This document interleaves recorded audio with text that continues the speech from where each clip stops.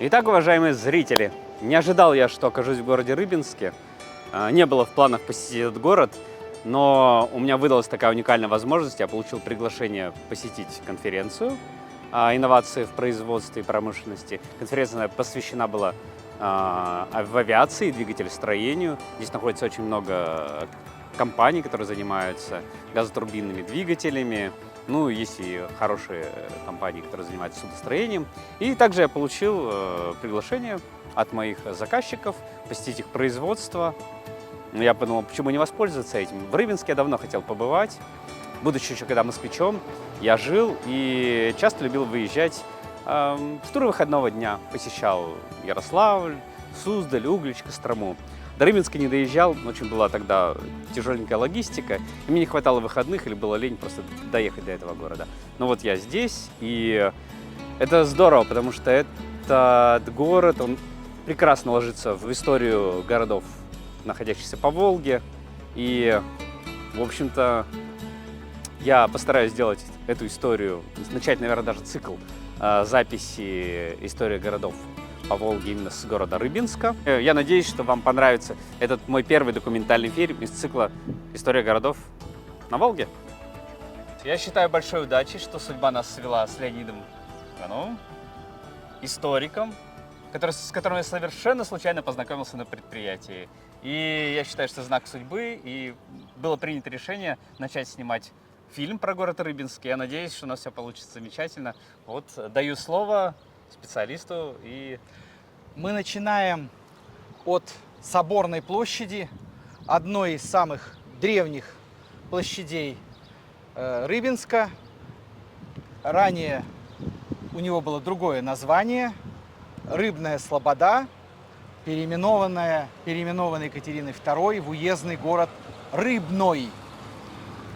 Само понятие Рыбинск известно с конца XVI века, точнее прилагательное «рыбинский». С середины XVII века известно обиходное название этого места Рыбна. Вот.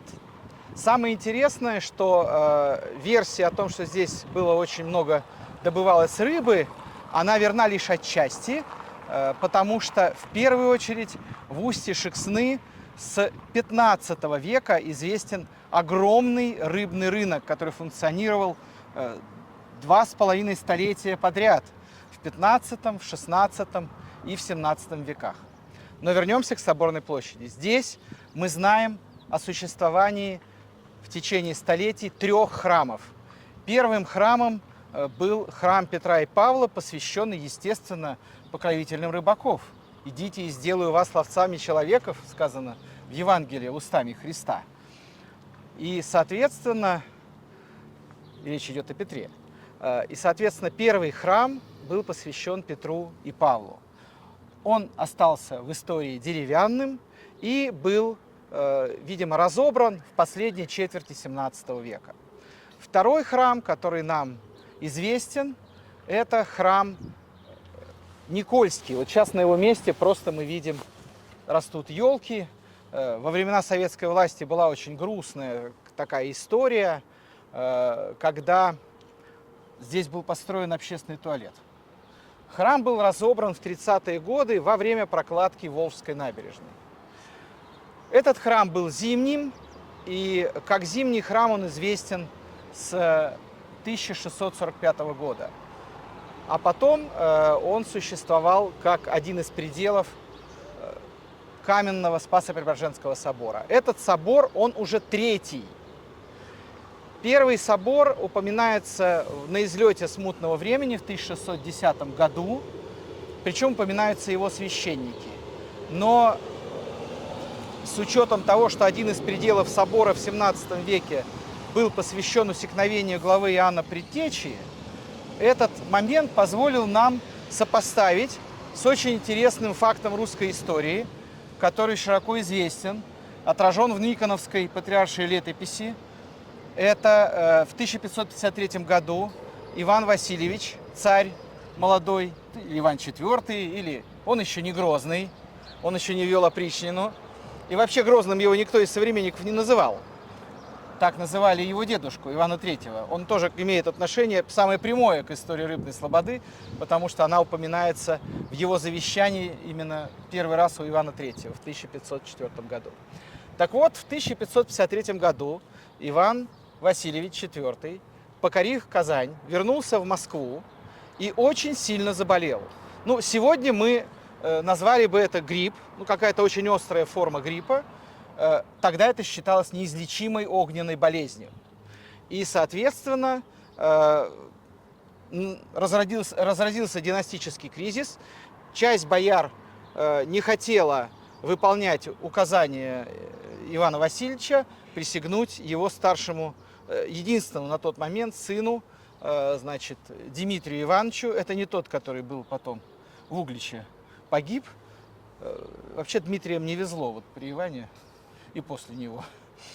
Значит, но часть бояр сказала: нет, мы хотим, наверное, присягнуть более взрослому человеку, двоюродному брату царя Владимиру Андреевичу Старицкому. И этот раскол потом стоил в годы опричнины Владимиру Старицкому жизни. Вот именно вот эти события. Но, к удивлению всех, Иван IV выздоровел. Он посчитал это знаком свыше и отправился в то место, где Господь даровал его родителям, Василию III и Елене Глинской, сына. Они вымолили его вверх по Шексне в Кирилло-Белозерском монастыре. И, соответственно, именно там, поскольку был вымолен долгожданный наследник, и открылась разгадка, почему предел нашего собора был посвящен усекновению главы Иоанна Предтечи. Сегодня это 11 сентября по новому стилю, раньше 29 августа. Это день именно речения Вани, свое христианское православное имя. Так вот, Кирилловский ест, он так и называется, ест Кириллов, он сопровождался, он очень подробно описан летописью, и он сопровождался вкладами в церкви и монастыри. То есть, если Иван Грозный или IV где-то останавливался, обязательно оставался какой-то след. То есть мы это знаем по Ярославлю, мы это знаем по Ростову и так далее. И в этом наименовании мы увидели указание на то, что, скорее всего, поскольку Слобода к тому времени сильно росла по населению, и маленький Петровский храм был уже именно мал, скорее всего, Иван IV дал деньги на новый соборный храм. Именно поэтому его предел и был посвящен его имени, точнее, его святого патронального. То есть вот такая связь. И почему мы так думаем? Потому что Никоновская летопись в числе подробного перечня монастырей и церквей говорит, что был государь в Колязине монастыре, а оттоле на Угличе, в Покрова монастыре, а оттоле на Усть-Шексны на Рыбную. Вот еще одно интересное, так сказать, момент, что Слобода носила второе двойное название. Название своей предшественницы Усть-Шексны. А оттоле поехал государь Шексною к Кириллу Чудотворцу. А оттоле на Романов и Ярославль. Вот такая предыстория первого храма. Он был еще деревянным. Просуществовал этот храм до 1654 года. В середине 17 века разразилась жуткая эпидемия моровой язвы. До сих пор есть споры, чума это была или не чума. Но достаточно сказать, что масштаб ее был настолько велик, что умерли даже управлявшие Москвой бояре. Значит, патриарх Никон вывез первую жену Алексея Михайловича, царя, Марию Милославскую, с сыном в тот самый Колязин монастырь, и оттуда пытались управлять страной, переписываясь с царем, который вел войну с поляками и стоял в Смоленске. Значит, моровая язва была настолько серьезная, но вообще, по нашим оценкам, рыбную слободу она задела где-то на треть. Количество родов уменьшилось, и при этом некоторые дворы потом стояли пустыми 20 лет. 20 лет. Почему? Потому что социальная дистанция того времени была очень жесткой.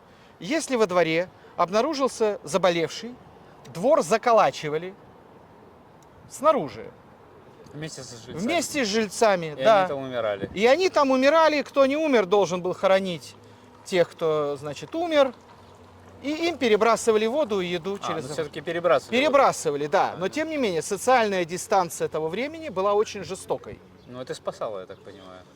Ну, в целом, да, но поскольку основной очаг эпидемии был занесен в Москву, и из Москвы народ разбегался, просто убегал от эпидемии, на самом деле ее разносил.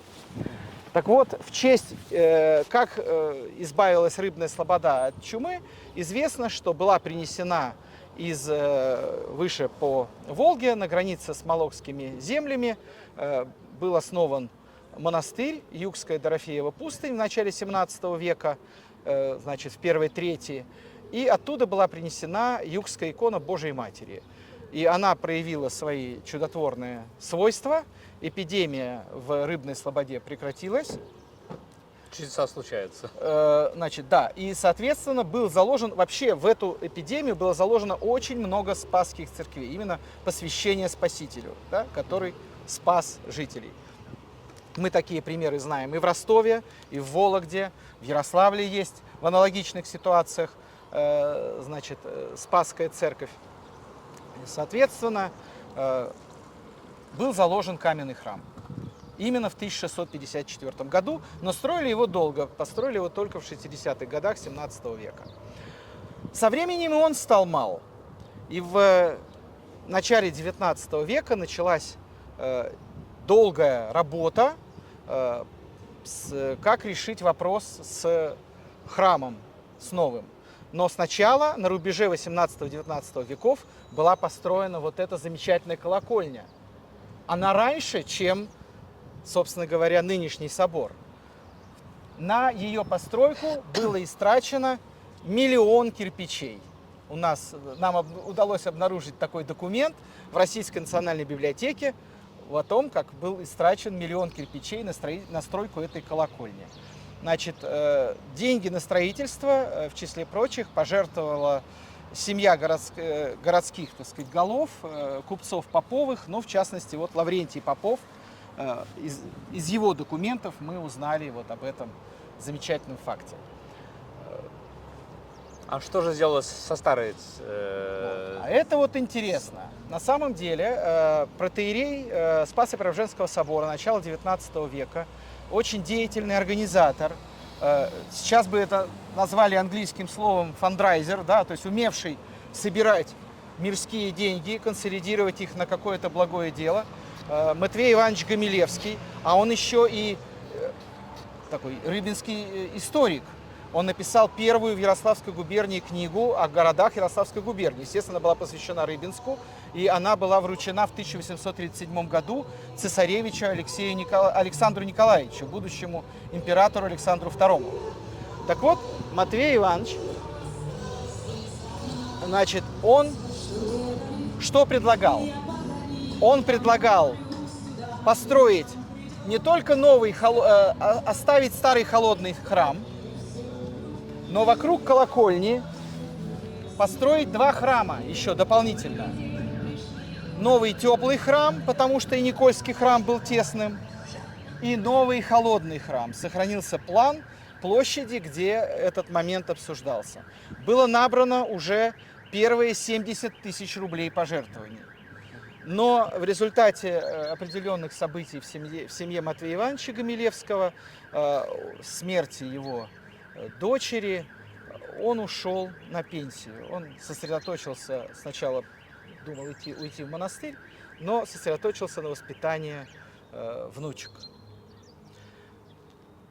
И дискуссия вокруг того, что же все-таки строить, продолжалась еще несколько лет, пока один из рыбинских купцов, Михаил Вязьмин, вообще род Вязьминых имеет отношение к появлению 2 каменных храмов в городе, перед своей смертью, будучи бездетным, завещал свой капитал на строительство нового собора. При одном условии, что в нем должен появиться предел в честь его небесного покровителя, святого благоверного князя, погибшего в Орде, Михаила Тверского. И в 1838 году Старый собор был разобран. Мы проверяли и выяснили, что алтарь старого собора находится внутри нынешнего. То есть внутри, как бы большой собор новый накрыл по геометрии предыдущий. А вопрос такой, а почему не сделали просто в другом месте собор? Но я еще раз говорю, изначальное предложение было оставить старый собор, рядом поставить новый зимний собор и рядом поставить новый летний собор. Но вот не состоялось, не успел отец Матвей собрать необходимое количество денег. Это было экономическими причинами обосновано? Чтобы Ну, сэкономить? рыбинские купцы, люди расчетливые. Надо сказать, что для того, чтобы спроектировать новый собор, Матвей Иванович написал одно из своих сочинений о Рыбинске, отправил его гражданскому губернатору Ярославской области, Полторацкому. И Полторацкий писал письма в Академию художеств по организации проектирования нового собора. Есть легенда, очень интересная, что итоговый проект собора был выкуплен из императорского конкурса застройки площади в Санкт-Петербурге, который мы сегодня все знаем как Исаакиевский. Так что именно этот проект проиграл Монферрановскому проекту. Не готов сказать, но то, что очевидно, ансамбль собора и колокольни напоминает нам о Петербурге, и то, что именно вот этот вид породил поговорку, зафиксированную в словаре Даля, Владимира Даля, что Рыбинск городок, Петербурга уголок, но там парное, Ярославль городок, Москвы уголок. Ну, мне напоминает еще этот собор Александра Невского, который я видел в Софии, в Болгарии, в столице Болгарии. Но, И тем в не Ижевске менее, да. очень похожий стоит, тоже Александру Невскому. Значит, собор строили достаточно долго, закончили строительство в 1851 году. И с тех пор это главный собор Рыбинска. Надо сказать, что в 30-е годы мы чуть его не потеряли, поскольку существовала безумная идея построить мост через Волгу именно на месте собора. Вот прям вот взорвать специально. Но Господь уберег. У собора были снесены главы. В нем чего только не располагалось. Значит, после Великой Отечественной войны в нем располагался городской архив. Он был разгорожен на несколько этажей, и только после этого была проведена реставрация. И при патриархе Алексее II собор был заново освящен. На соборную колокольню был поднят колокол, по-моему, уже при Кирилле. И вот рядом с собором, вот на месте вот этого вот чудовищного сооружения, которое общественный туалет, значит, были проведены дополнительные раскопки в периметре собора. И по описанию собора в алтарной части, она вот у нас вот там, было найдено заново захоронение еще одного соборного протоиерея, знаменитого в России проповедника XIX века Родиона Путятина. Его проповеди издавались для того времени огромными тиражами, и это был известный вот на всю Россию проповедник, так сказать, православный священник, умевший своим красноречием, так сказать, заронить искру веры даже в тех, в ком она была утрачена или не обретена. И был перезахоронен Родион Путятин, вот его памятник, его могила. Я думаю, на этом можно на соборе закончить. Леонид, пожалуйста, расскажи нам про набережную, про эту часть города. Я так понимаю, что город существовал на двух сторонах реки Волги. Как люди переправлялись на ту часть города, города вдоль реки до строительства моста, и что здесь находилось, какие были постройки до начала 20 века? На самом деле, до начала 20 века город существовал исключительно на одной стороне Волги. То есть, и это связано с тем, что левобережье исторически это была другая административно-территориальная единица. В 15 веке это волость Усть-Шексна, и принадлежала, она потом относилась к Романовскому, а затем к Пашихонскому уезду, а эта часть относилась к Черемошской волости Ярославского уезда. То есть это два берега. Это долгое время вообще сбивало с толку и краеведов, и историков. И они разрывали рыбинскую историю вот, знаете, на два берега. И меня даже сбил стул. Значит, да. Но мы понимаем сегодня, что это два берега, это все-таки единая история. Но до начала 20 века все-таки там дачная местность, там имение Петровское, принадлежавшее князьям Ухтомским, а затем дворянам Михалковым, известным у нас по известной династии сочинителей гимна СССР и кинорежиссеров. Это они потомки этого рода. И, конечно, переправлялись на лодках через Волгу. Она была гораздо мельче. Набережной нижнего уровня не было. Появился только на рубеже 20-21 веков. И берегоукрепление Волги продолжается и сейчас, только уже поднимается выше по течению Волги. Хотя сам по себе проект берегоукрепления и проект моста, он появился в 30-х годах, во второй половине 30-х годах, когда началось проектирование Рыбинской ГЭС. То есть авторы проекта понимали, что работа ГЭС будет разрушать берег. И, например, Шексна увеличилась в размере в 3 раза. И был запланирован и мост, и набережная, но вот до набережной дошло дело только в конце 20 века. А мост начали строить, заложили первые быки в 1939 году, но началась война. Строительство было брошено, и только в конце 60-х годов мост был сооружен. Какие это создавало трудности? Например, на той стороне Волги, на левом берегу, существовал поселок судостроительного завода, построенного еще Нобелями для ремонта нефтеналивных барж. И в войну каждый день ходил катер с левого берега на правый, перевозил людей. И известен ужасный трагический случай, когда катер из-за перегрузки перевернулся. И было огромное количество, несколько десятков жертв.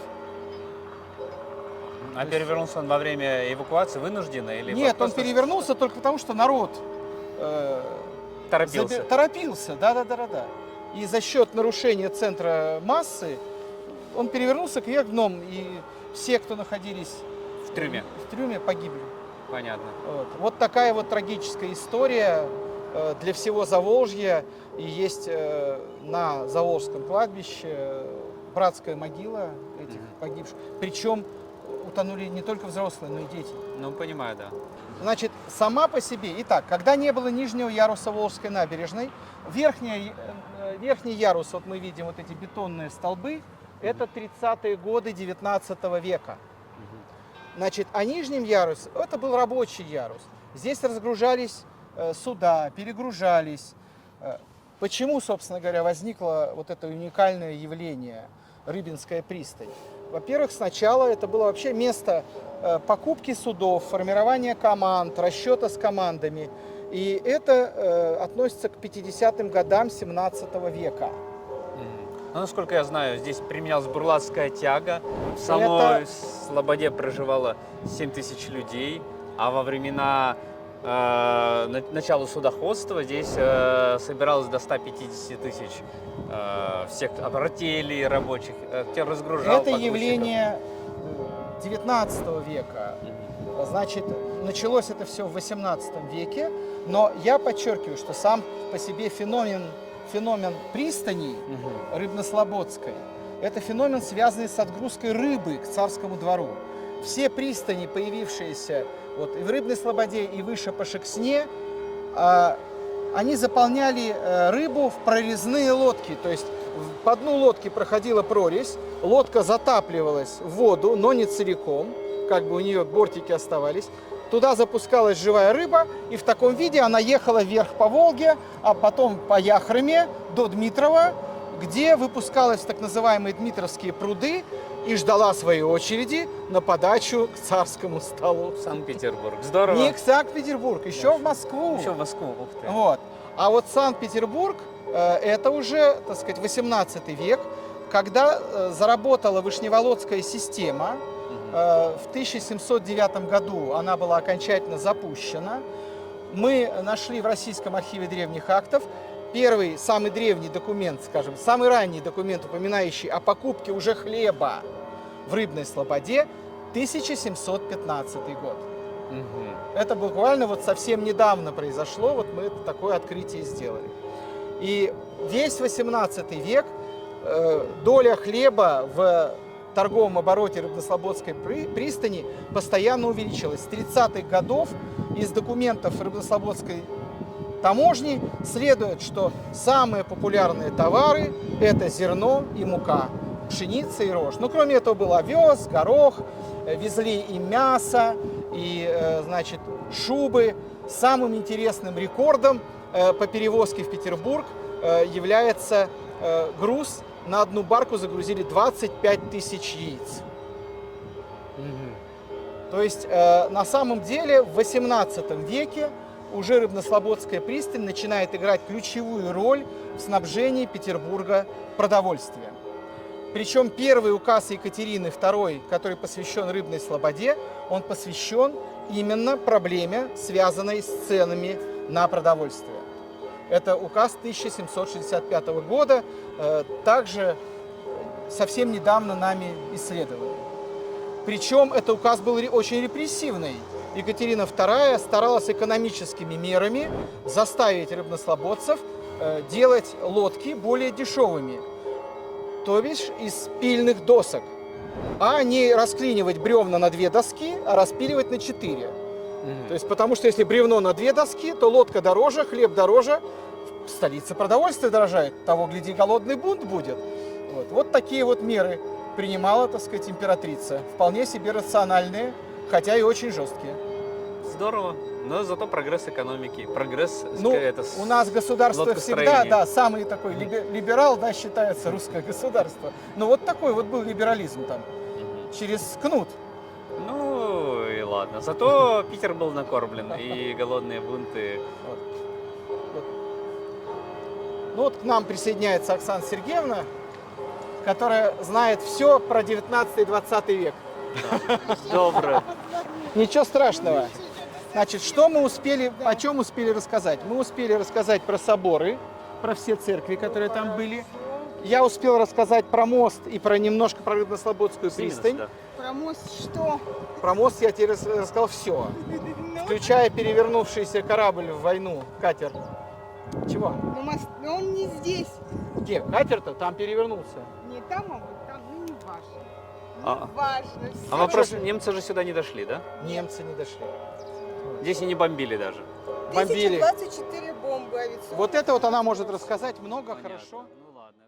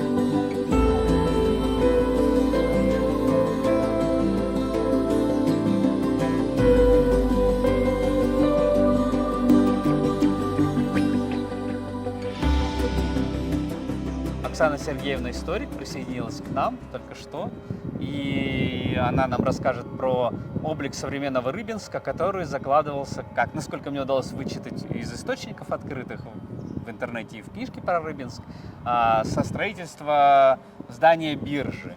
Купцы вообще вкладывались и формировали облик современного Рыбинска, и поподробнее, я думаю, Оксана Сергеевна нам расскажет об этом.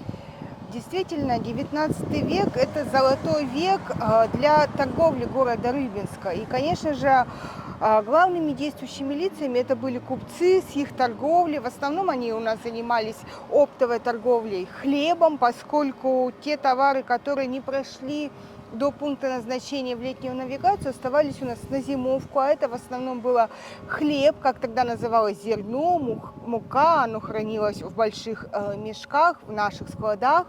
И поэтому именно в Рыбинске решили построить первую в провинции хлебную биржу. Первое здание биржи было построено в 1811 году по проекту губернского архитектора Петрова. Вот оно как раз здесь у нас находится, белое здание с колоннами, с портиком. Но, тем не менее, практически 30 лет здание биржи у нас стояло пустое, поскольку купцы предпочитали заключать сделки простым рукопожатием прямо на улице. Вход на биржу был платный, тем более нужно было затем фиксировать, кто продал, сколько продал, за сколько продал. Чтобы конечно, заплатить налоги. чтобы заплатить налоги, совершенно верно. Конечно, это всем не нравилось, но поскольку на деньги купечества была построена биржа, все понимали, что здание так просто не должно простаивать, поэтому сдавали в аренду.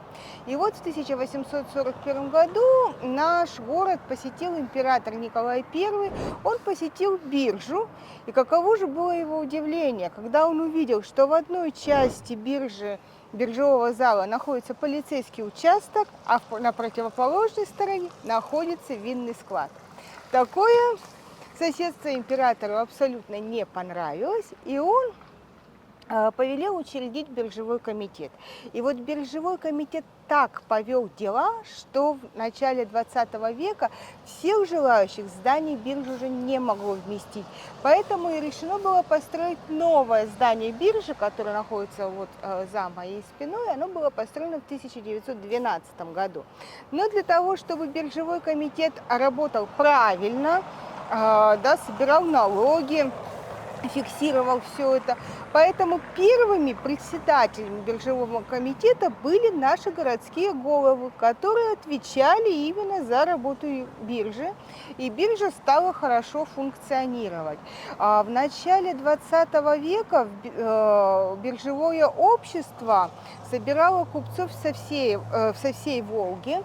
И было более 1000 человек записано вот именно те, кто торговали на нашей бирже. Поэтому, как я уже говорила, здание уже не могло всех вмещать.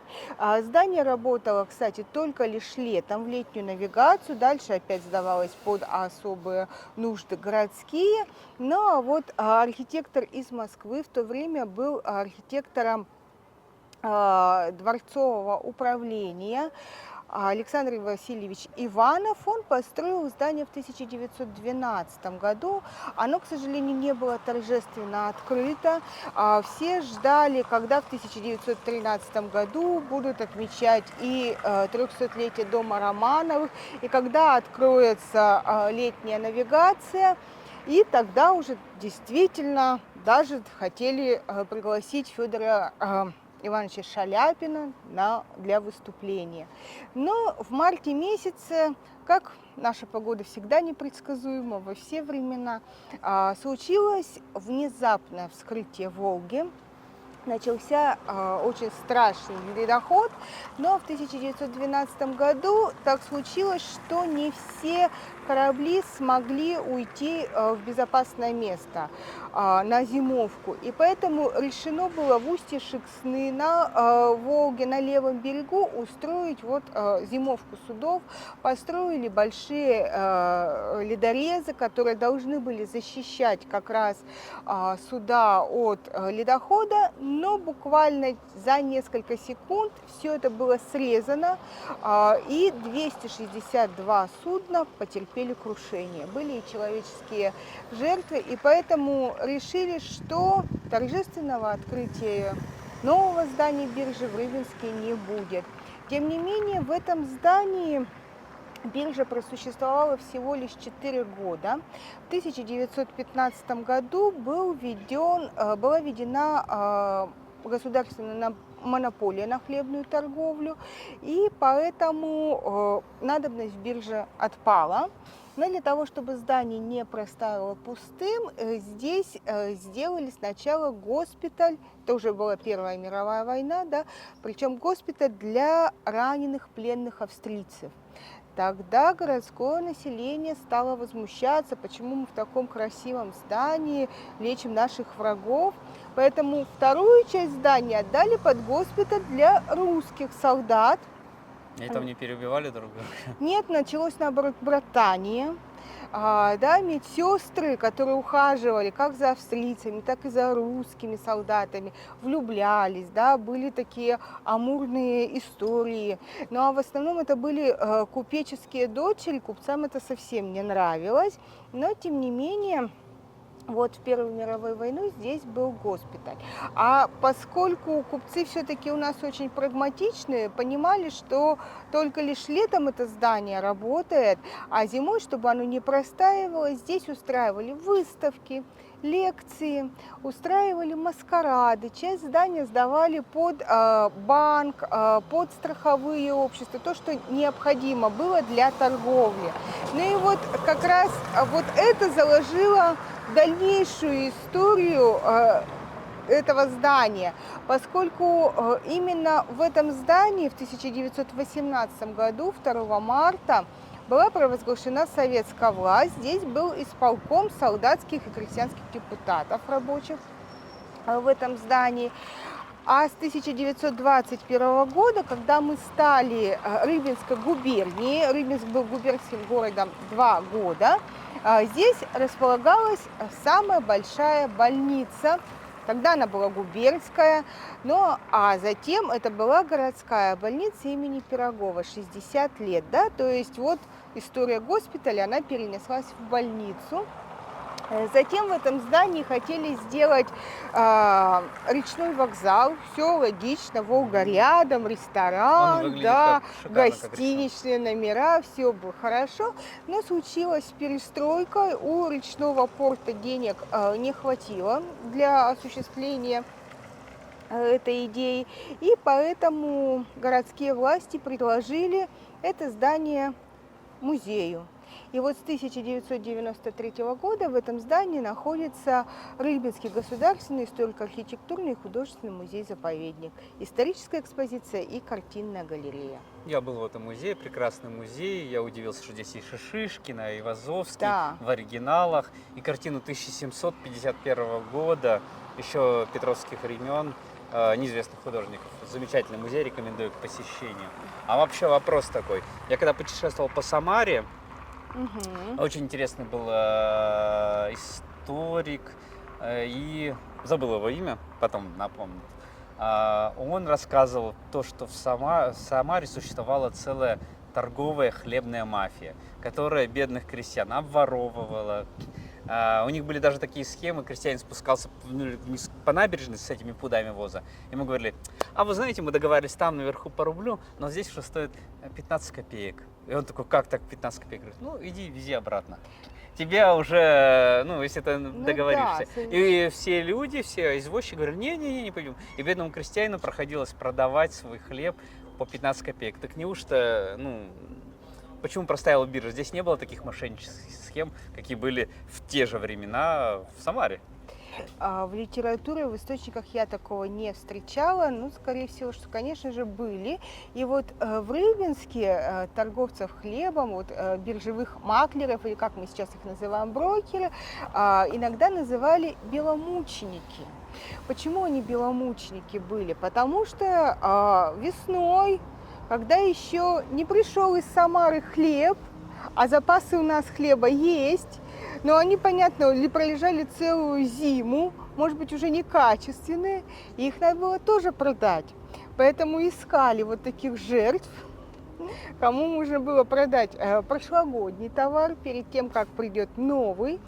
И вот такое значение. Такие махинации в 905 году привели к восстанию первому, даже 903 год, Воткинский, за некачественного хлеба поднялся бунт хлебный, потому что люди стали болеть, травиться, видимо, продавали или смешивали со свежей мукой прошлогодний хлеб, и его невозможно было есть. Да.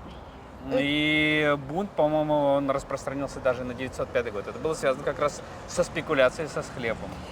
Действительно, вот газеты того времени, начала 20 века, и 905, и 915 год писали о том, что в муку подмешивали картофельную муку, да, гороховую, то есть как бы утяжеляли вес вот этой муки. Кто-то подмешивал, были и мел, и опилки, были различные махинации на самом деле, но все-таки купцы, в том числе и рыбинские, следили за качеством зерна, за качеством своей продукции. И в Рыбинске было очень много мельниц. Из всей Ярославской губернии именно в Рыбинске было сосредоточено самое большое количество водяных мельниц, а затем появляются паровые мельницы. И вот главная наша паровая мельница, которая сохранилась у нас на Волжской набережной, сейчас она, к сожалению, не функционирует как мельница, а как ресторан и ночной клуб, но тем не менее здание оно сохранилось. Это мельница купца Ефрема Степановича Калашникова, который как раз очень следил за качеством своей муки. Его даже приглашали на Всемирный конгресс мукомолов в Аргентину, где его продукция получила золотую медаль. И вот он как раз, все писали и отмечали то, что у него нет никаких примесей вот в этой муке. А остальные, наверное, купцы все-таки что-то было, когда был неурожай хлеба, да, когда начинаются военные действия, нехватка продовольствия. Но вот как раз не крестьяне у нас устраивали восстания, да, которые были недовольны Восстание было больше рабочих. Да, рабочие у нас город как раз такой вот купеческий, торговый, но вот промышленные предприятия, которые были, это самое крупное предприятие, это были главные железнодорожные мастерские. Там, конечно, работала действительно элита рабочего класса, они были передовые по мыслям, да, по политическим настроениям. Но была еще другая у нас категория жителей города, это так называемые судорабочие. Конечно же, если в начале 19 века это в основном были бурлаки, и сюда приходило наниматься на работу до 150 тысяч человек за сезон, а численность Рыбинска в то время составляла 7 тысяч человек, то есть перенаселение было большим, да. Ну и нужно сказать, что помимо бурлаков в Рыбинске, конечно же, были еще и грузчики, мы их называли крючники. За их орудия труда крюком на спину поднимали большие мешки и перетаскивали грузы с больших судов на маломерные суденышки, поскольку мы были крупным перевалочным пунктом.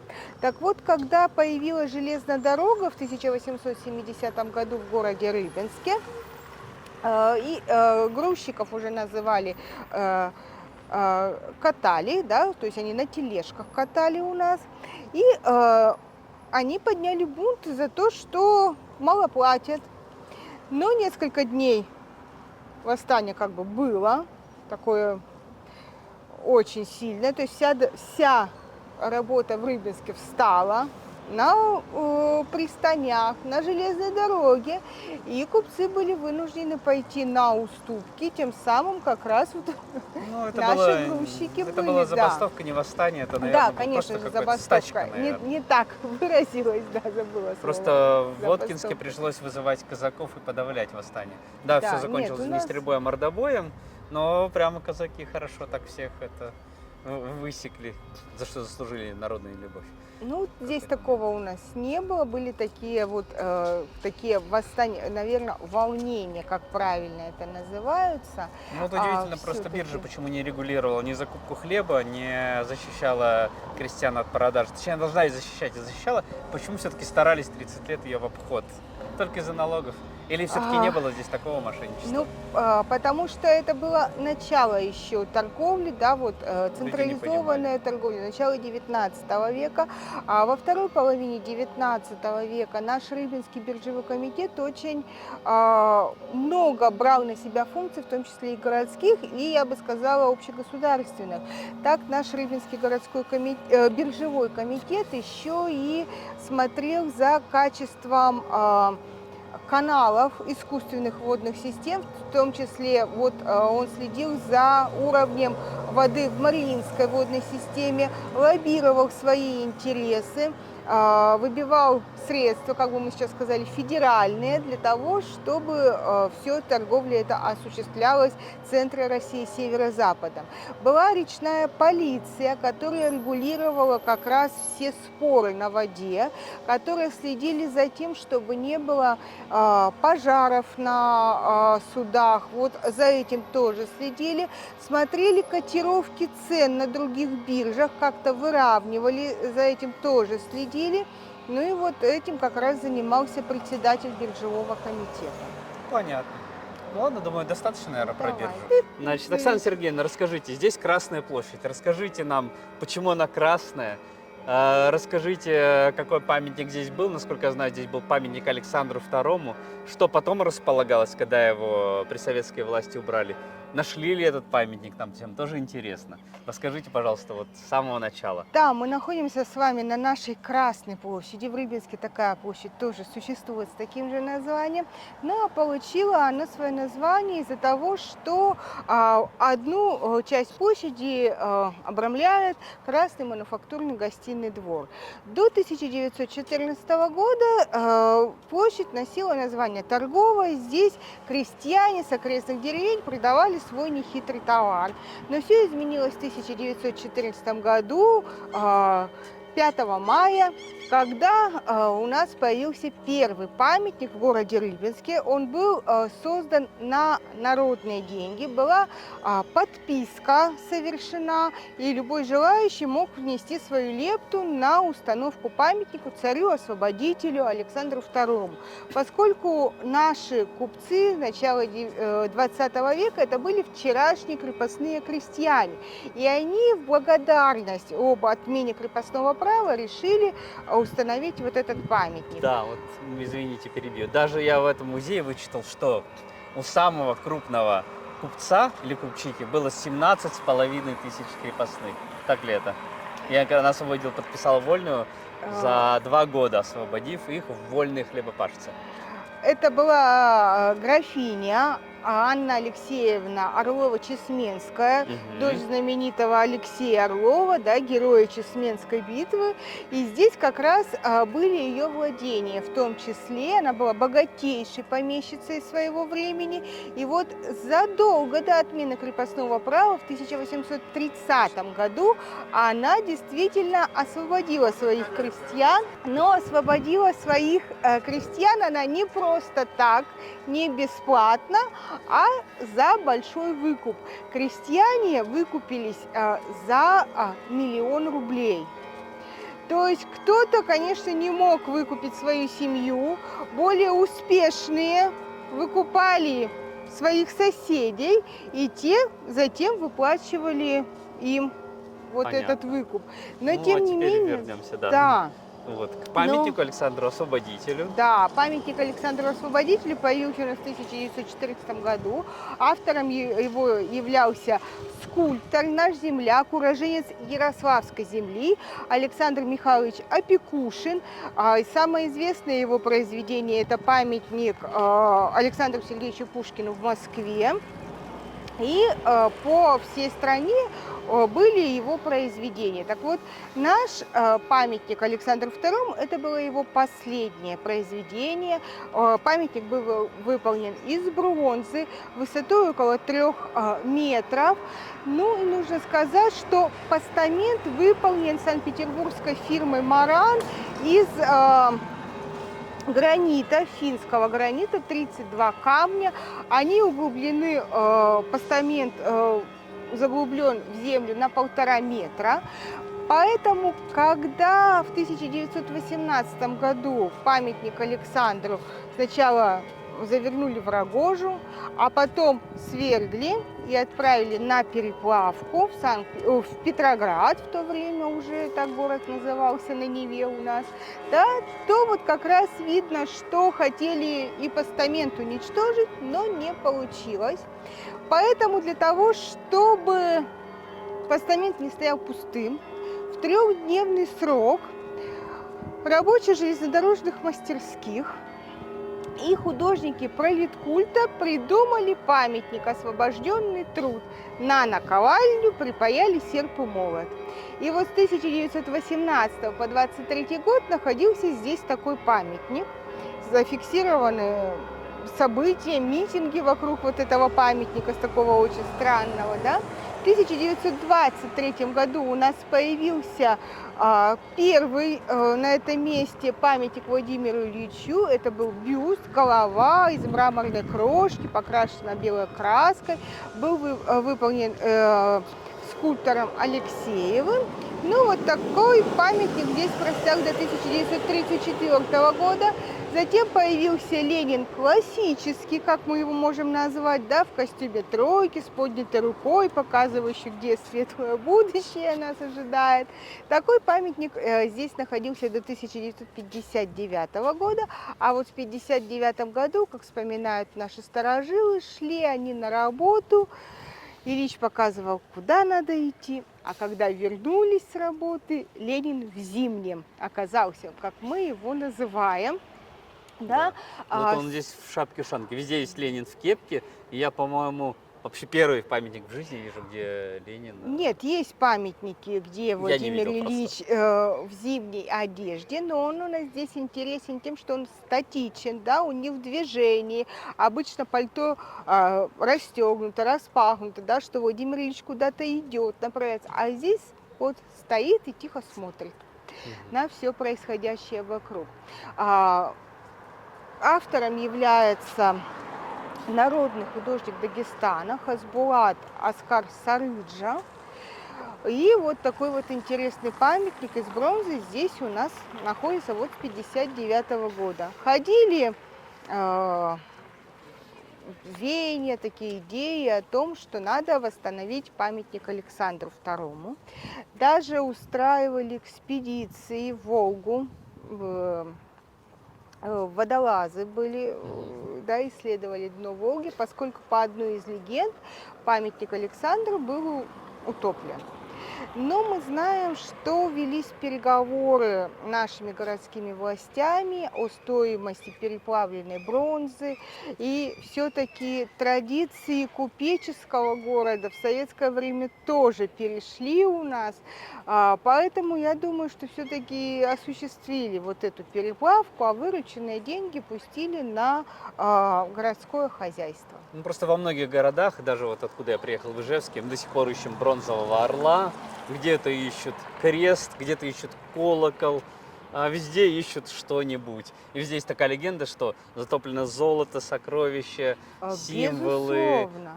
пушки, колокола церковные. Здесь вот я вижу тоже есть своя история. А Да. теперь про название Рыбинска. Да, Откуда, вот почему на оно связано с Красном- этим местом? Да, вот на Красной площади у нас сплелась вся история Рыбинска за 20 век. Это и был единственный город в советское время, который 5 раз был переименован, да, вот именно в 20 веке. Нам так повезло. Нам повезло с нашими земляками. Вот в этом розовом здании находилось городское училище, вот оно наискосок. В этом училище учился Саша Щербаков. Учился очень хорошо, даже получал стипендию от купцов.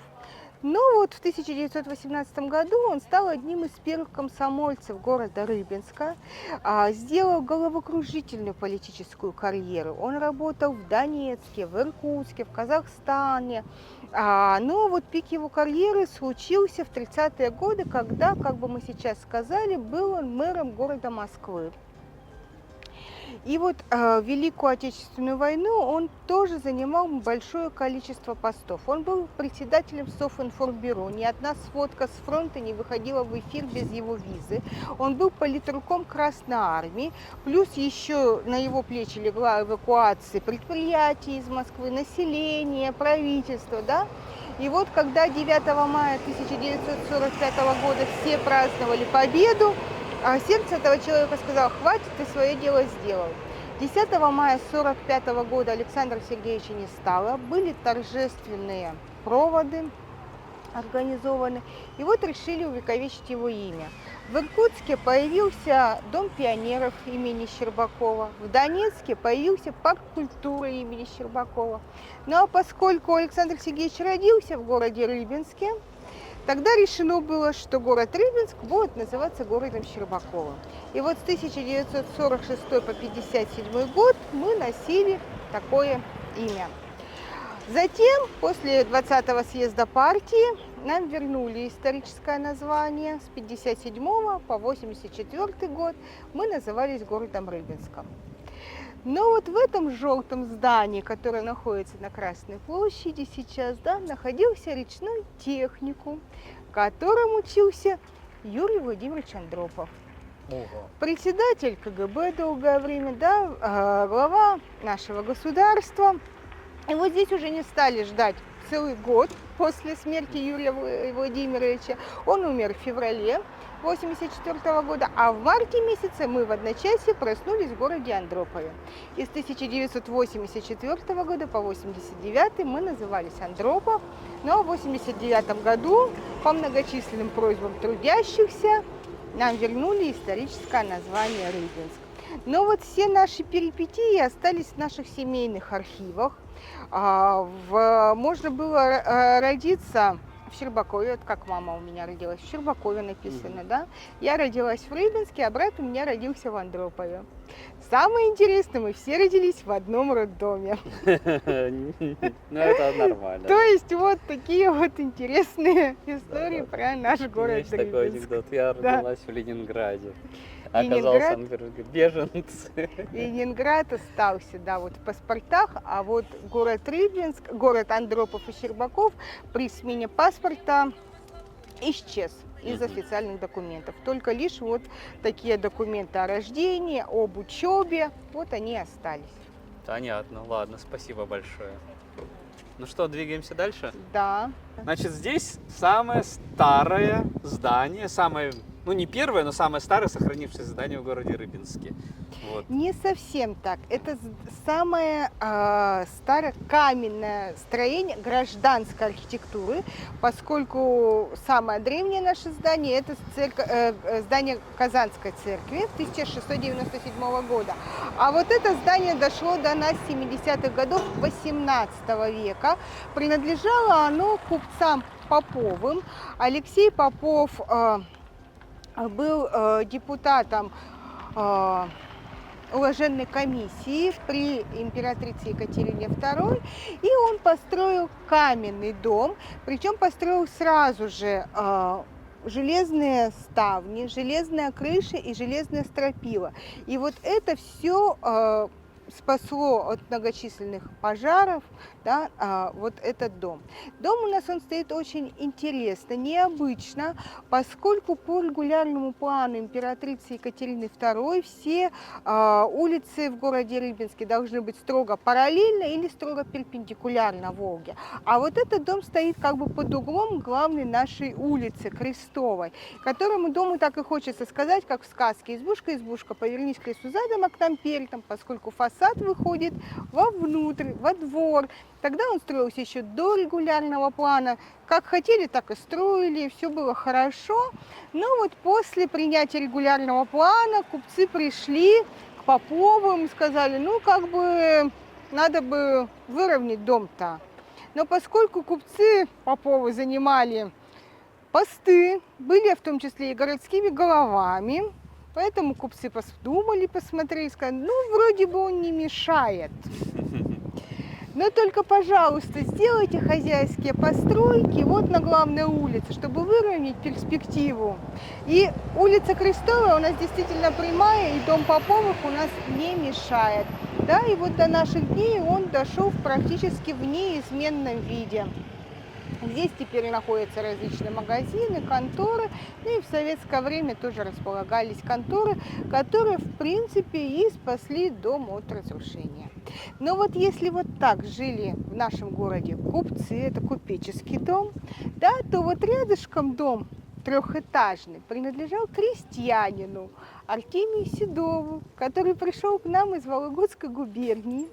выпекал самые вкусные булочки, накопил средства, что мог надстроить третий этаж у своего дома и сделать эркер в таком модерн, да, в петербургском духе.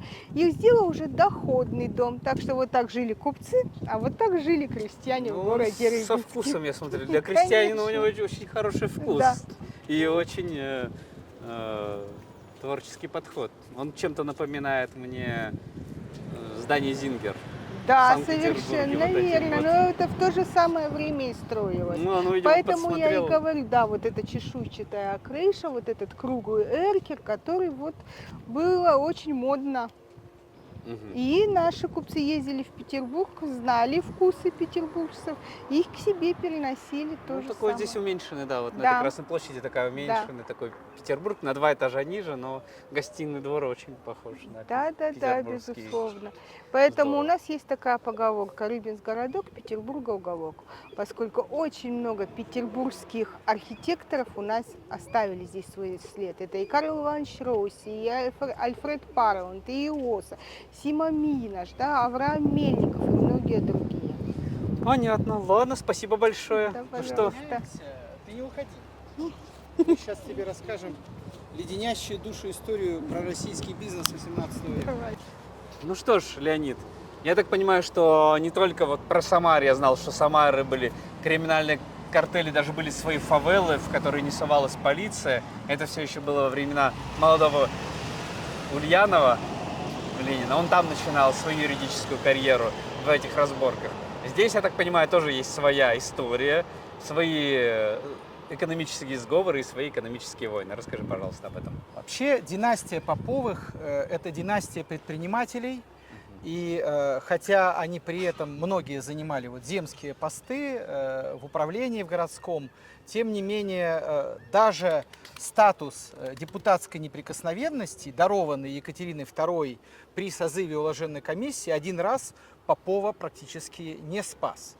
В 70-е годы в Сенат обратились очень весомые деятели. В частности, это был генерал-полицмейстер Петербурга Чичерин, губернатор Новгородской области, управлявший всей Вышневолодской системой Сиверс, и Тверская городская дума в полном составе. Суть их жалобы была в том, что купец Алексей Попов злоупотребляет ценами на барки. Барка – это судно небольшого водоизмещения, в которое в Рыбинске происходила перегрузка из больших судов, поднимавших зерно с низов Волги. Большие суда, ну, например, такие как Коломенки, их называли. Вот.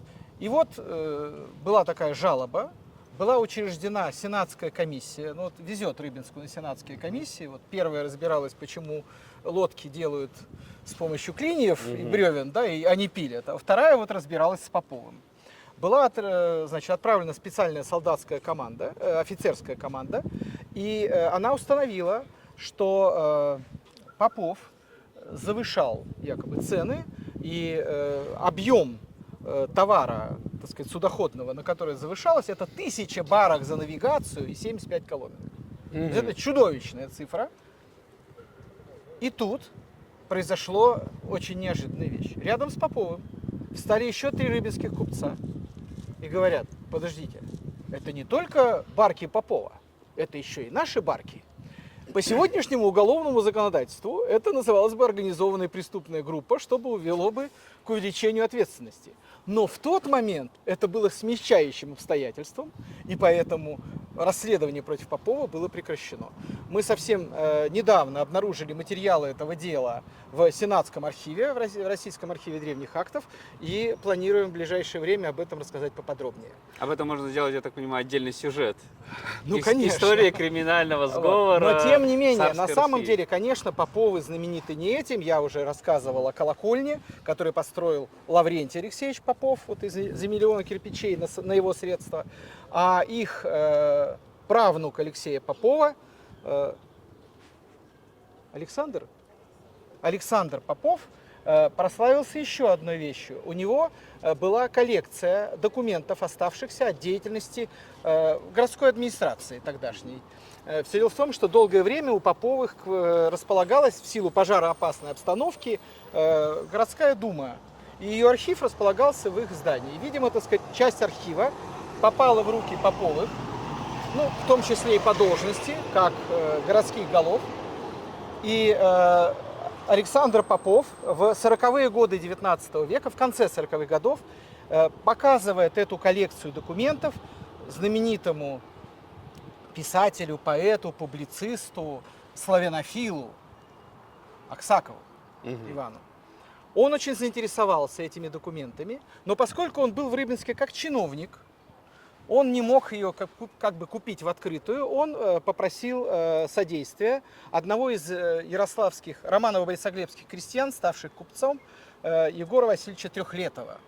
И он выкупил это собрание, и оно после смерти Трехлетова попало в Санкт-Петербург, в Императорскую публичную библиотеку, и ныне хранится в Российской национальной библиотеке. Собственно говоря, это самое главное и ценное для нас собрание документов по истории Рыбной Слободы 17 века, вот, сохранившееся благодаря семейству Поповых. Так что не только криминал, но и весьма, так сказать, благородные вещи, собирания древности отличали эту семью. Мы слышали, что сицилийская мафия строила католические церкви массово. Нет, это плохая аналогия. Мне кажется, что очень важный момент, вот, собственно говоря, почему возникло обвинение против Попова. Все дело в том, что тогдашняя деятельность Рыбнослободской пристани слабо регулировалась государством. И в наказе в уложенную комиссию из 13 пунктов наказа Алексею Попову от Рыбнослободского купечества 7 были посвящены тем или иным аспектам деятельности. То есть как отрегулировать, кто должен определять порядок стоянки, порядок разгрузки, там, значит, что кто должен иметь право поставлять товары, а кто не должен иметь и так далее. То есть на самом деле все это купцы предлагали свое видение, и из этого наказа следует, что Рыбинская ратуша пыталась самостоятельно это регулировать. Все изменилось в начале 19 века, на рубеже 18-19 веков появляются государственные учреждения, управляющие рыбинскими пристанями. Ну, то есть мы четко это знаем, что в начале 19 века такие учреждения уже бывали. То есть началось такое постепенное огосударствление. Собственно говоря, то же самое правительство делало и с Вышневолодской системой. Оно когда-то было в частной концессии, но с 60-х годов Вышневолодская система управлялась очень жестко государством. 18 век. Спасибо большое.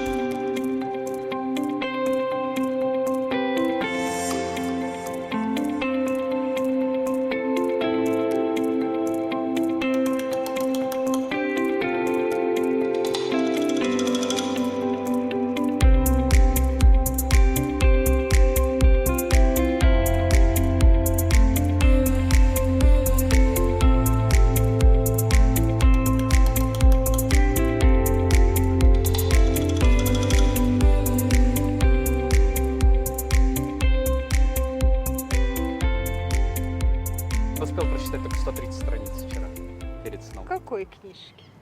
Вот, 8 любимых маршрутов? да. Да? Да. Какое это переиздание по счету? Маша дали. Позор. Ну, что было, то было. Да нет, всё Так, хорошо. ладно, мы находимся на берегу живописном, прямо месте, на берегу реки Черемхи. Здесь шикарная ротонда, вижу красивую и очень высокую каланчу. Я никогда таких высоких сооружений не видел. Оттуда, наверное, открывается шикарный вид. Интересно, а там бывают экскурсии наверх?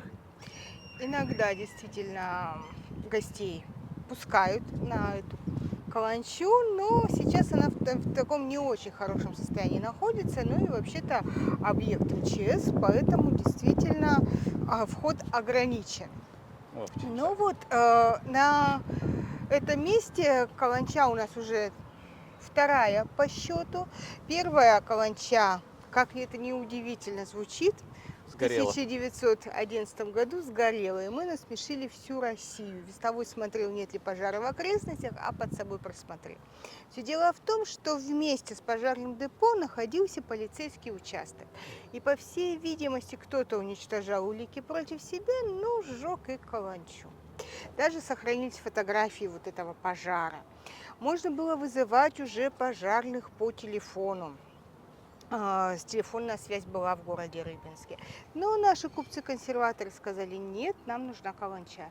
И так она действительно оказалась одна из последних, которая была построена в России. И самая высокая, на что вы действительно обратили внимание, 48 метров. И по высоте каланчи можно судить о размерах города на тот или иной момент времени. И действительно с нашей каланчи виден весь исторический центр. Вот именно все границы вот, нашего исторического центра очень-очень хорошо прослеживаются. Ну, а вот так случилось, что наши пожарные неоднократно отмечались именно в курьезных таких ситуациях, вот как проспали свою каланчу, да, напротив находился городской сквер, где находился городской театр. И вот в 1920 году он тоже сгорел, а строил его петербургский архитектор Виктор Александрович Шрёдер, знаменитый театральный архитектор, который построил театры в Санкт-Петербурге, в Одессе, в других городах. Да, ну и вот в Рыбинске был тоже такой Он был театр. деревянный, да, получается? Нет, он был каменный. И существует такая легенда, поскольку архитектор сделал проект, да, дал подрядчикам права на строительство, ну а сам приезжал только контролировать процесс, как это было.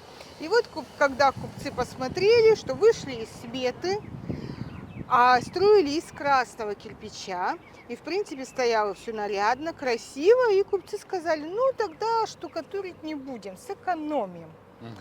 Это, конечно, очень мне понравилось. Шрёдер, который приехал, говорит, ну как же мои детище, вот, но оно как бы не закончено. Ну вот, как гласит легенда, что именно как бы с этого театра и пошел в моду кирпичный стиль по всей России. Лофт, Да. который сейчас называют. Да, лофт. Но вот тем не менее, когда в 1921 году этот театр хотели разобрать, он выгорел внутри, а стены-то сохранились. Но голодные время, после революции, гражданская война, не до театров было. Поэтому решили, что здание надо разобрать и на кирпичи вторично использовать при строительстве домов для рабочих. Но кладка была настолько прочная, что весь кирпич образовался, превратился в щебень и пошел на подсыпку наших дорог. Ну а здание театра у нас сейчас находится на нашей Крестовой улице. Ну а здесь, вот на Бульварной улице, где мы с вами сейчас находимся, еще был такое не очень популярное место среди жителей города. У купцов оно было популярно. Это был ресторан Эльдорадо, где можно было снять и кабинет, где их развлекали певички, женщины легкого поведения в том числе. И вот наши Первый стриптиз. рыбинские купеческие жены собрались и подожгли этот ресторан, чтобы вот этого злачного места не было больше в Рыбинске. Да, вот, ну вот такое было. Тоже, кстати, недалеко находилось от каланчи, но тем не менее все это сгорело. Но вот наша вот Бульварная улица, это действительно гордость жителей современного Рыбинска.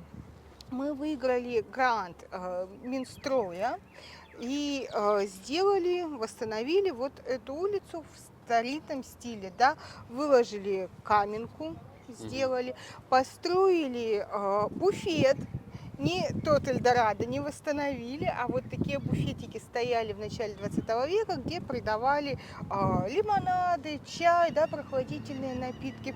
И вот он как раз по открыткам того времени, мы его восстановили по чертежам того времени. Но и здесь, конечно, очень интересные еще вот такие фонари уличные. Они сделаны из лиственницы.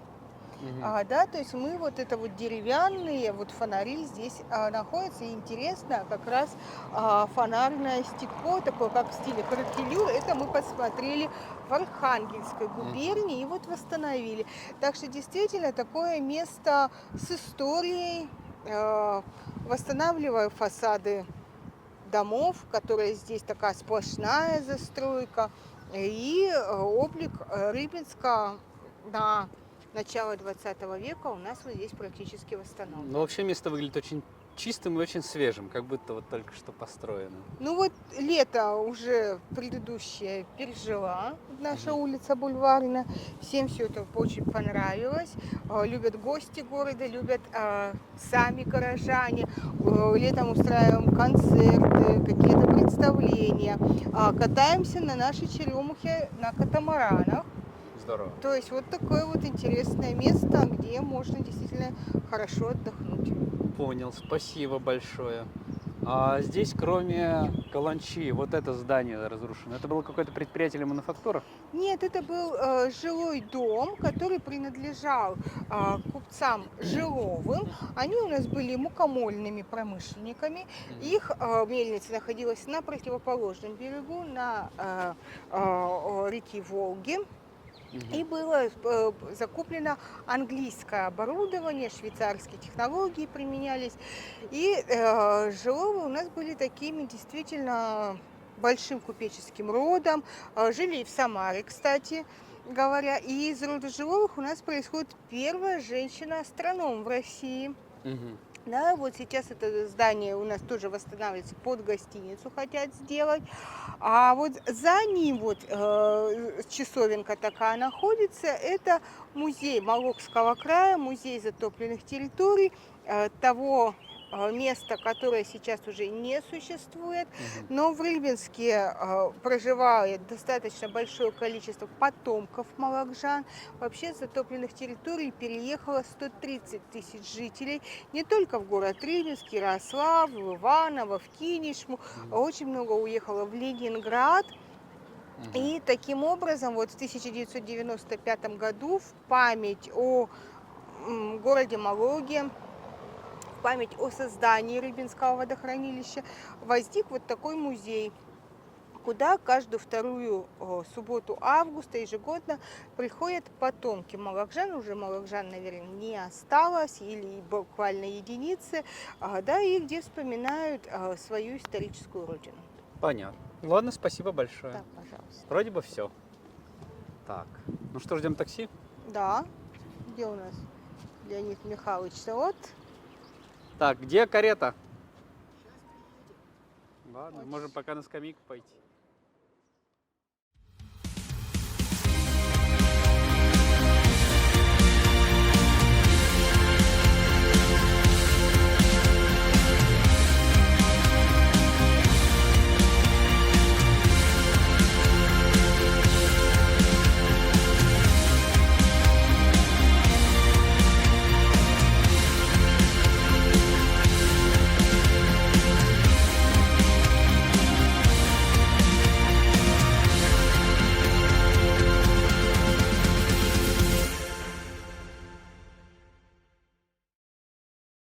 Ну что ж, красивое место. Здесь реконструкция сторожевой башни. Я так понимаю, здесь могла находиться крепость, которая защищала от врагов, от набегов по воде.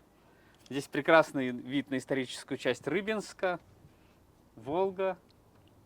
Красота. Расскажи нам подробнее об этом месте. Все дело в том, что то, что мы сегодня называем историческим центром Рыбинска, существует условно последние 500 лет. А до этого 500 лет люди селились вот здесь, издавна. Это место называется в письменных источниках Усть-Шексна.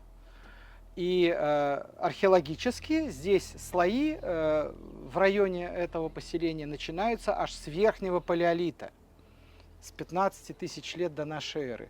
И последовательно палеолит, мезолит, новый каменный век, неолит, когда появилось колесо, когда появился лук, и дальше бронзовый век, ранний железный век и, наконец-то, так сказать, средневековье. Вот все эти эпохи отразились здесь, и здесь жили люди, и только на рубеже 15-16 веков значительная часть населения отсюда была властью переселена.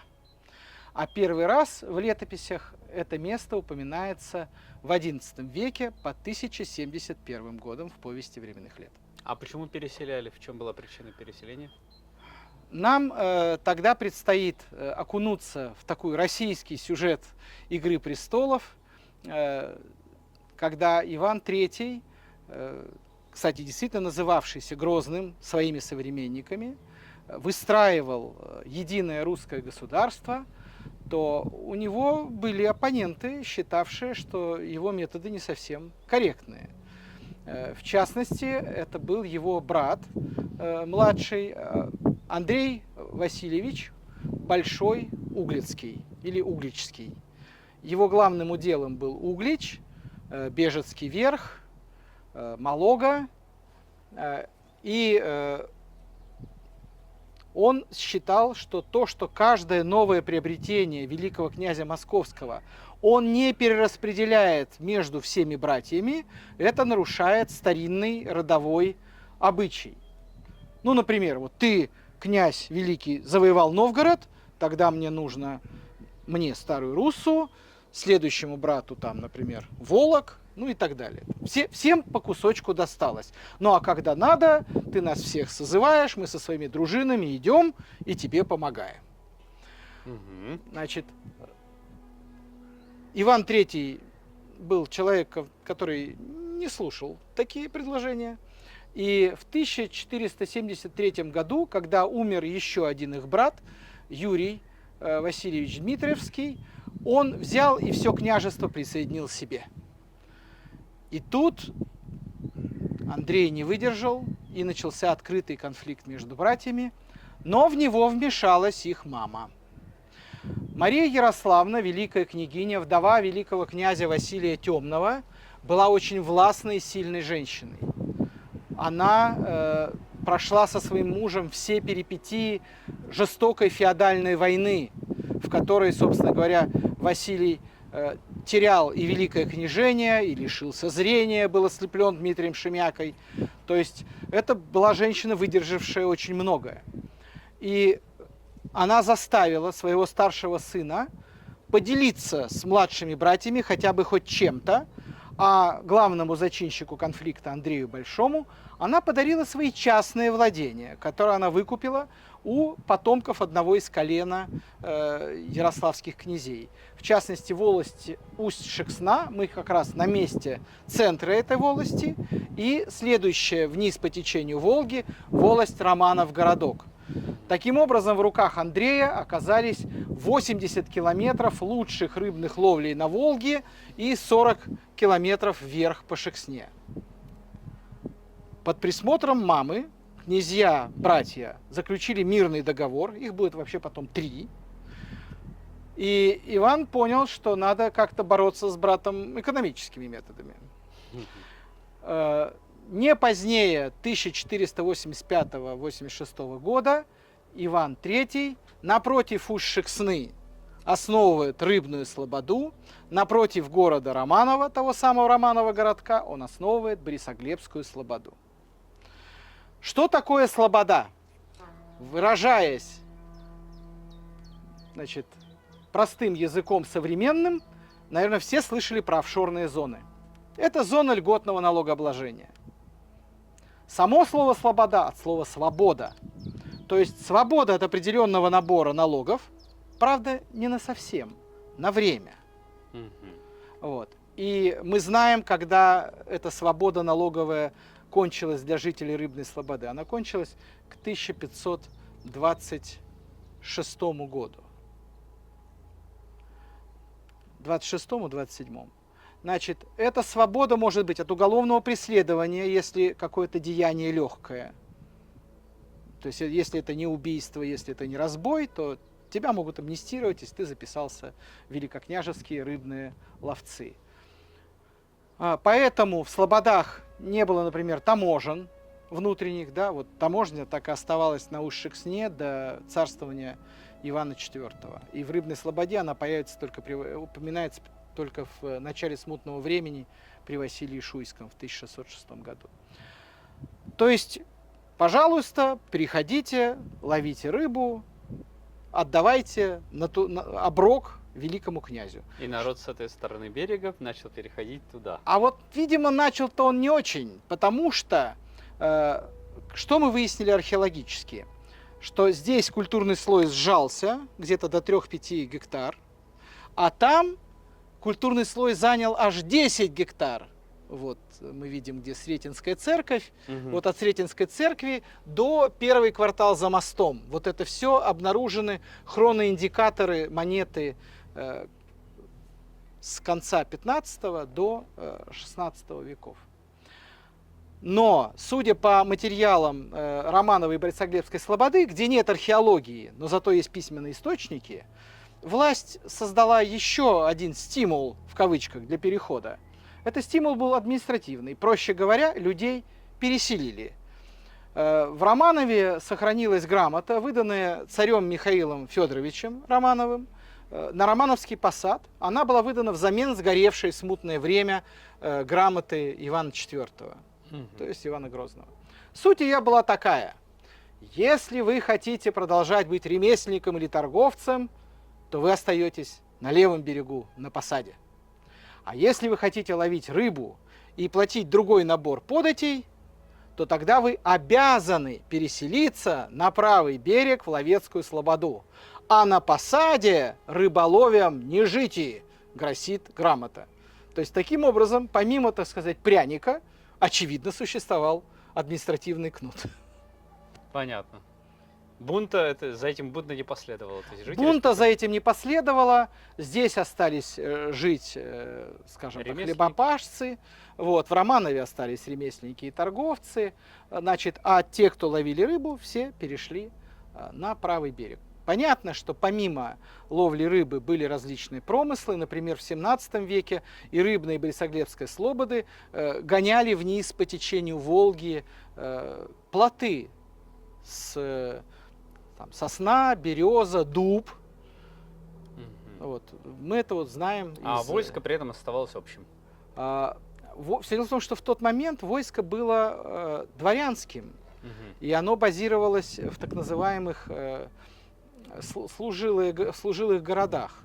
То есть как раз служилым городом был Романов, служилым городом было Пашихонье, служилым городом был Ярославль.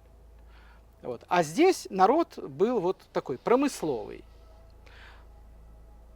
Понятно. Но подчинялись они одному князю. И вот интересно, что же потом стало с братьями? Давайте, как они потом... вот давайте тогда открутим обратно, вот эту всю историю. Что же потом стало с братьями, сейчас вот как раз расскажем. Не успокоились, как маменька только вот было в другое царство. Значит, в 1485 году Мария Ярославна умирает. Мирить братьев становится некому. Начинается горячая война? И нет, она начинается не сейчас. Более того, пока была жива мать, она убедила Андрея Большого. Значит, вообще горячая фаза конфликта началась еще в 1479-80 годах. По завещанию Василия Темного контролировать выполнение воли умирающего князя, отца и Ивана и Андрея, должны были два арбитра. Это польский король Казимир и Мария Ярославна.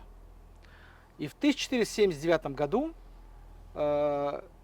значит, Андрей Большой и его брат Борис Волоцкий берут свои дворы, бояр, жен, детей и выдвигаются к литовскому рубежу. Требовать вмешательства Казимира, чтобы он как арбитр объяснил Ивану Третьему, что тот себя ведет абсолютно неправильно вот, во всех этих земельных вопросах. Казимир человек был практичный, поэтому он написал Ахмату: русские ссорятся, пора грабить. И Ахмат идет на Угру. И начинается знаменитое стояние. То есть все, что народ читает у Карамзина о том, как Иван III разорвал ярлык, значит, ханский, все это литература. А история была замешана вот на таком внутреннем конфликте, которым решили воспользоваться ордынцы и их союзники, Великое княжество Литовское и Польское. Угу.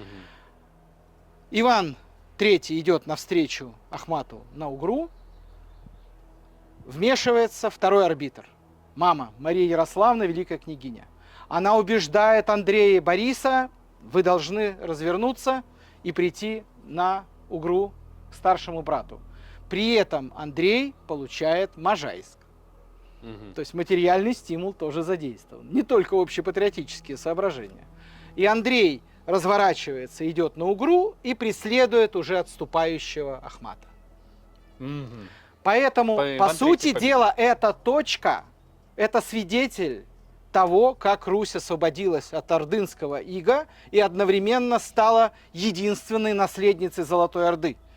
Ведь на берегах реки Угры решилась и эта судьба. Кто будет наследником Великой империи монголов, Великой Золотой Орды. И именно благодаря тому, что случилось на Угре, потом мы знаем, что случилось в Казани, в Астрахани, в Сибири. Вот она, отправная точка. Вот это свидетель этого конфликта, это вот здесь. Угу. Значит, но финал был очень грустным. Все дело в том, что в 1492 году на Руси ждали конца света. Это по старым календарям от сотворения мира 7000 лет от сотворения мира. Встал вопрос, надо ли составлять календарь Пасхи, если завтра мир закончит свое существование и состоится страшный суд. Под это дело в Москве был собран церковно-княжеский собор. Андрей был туда вызван, причем, ну так, с хорошим предложением, что по завещанию папы, дорогой брат, тебе принадлежит 1/3 доходов с Москвы. Угу. Приезжай. Серьезный вопрос надо обсудить. Андрей приезжает, снова со двором, с боярами, с женой, с детьми. Значит, всех на пиру паят, бояр арестовывают, что называется, в один подвал, Андрея арестовывают в другой подвал. Похоже, что-то где-то мы именно в каком-то интересном фильме похожее видели. Да, мне кажется, что это как раз и есть такое вот проявление «Игры престолов» в чистом виде. И удел Андрея был ликвидирован, но перед этим Андрей умирает в заключении, как пишет летописи, нужею смертью, то есть смерть была насильственная. Угу. Но что делает дальше Иван III? Он торжественно хоронит умершего или убитого брата в Архангельском соборе.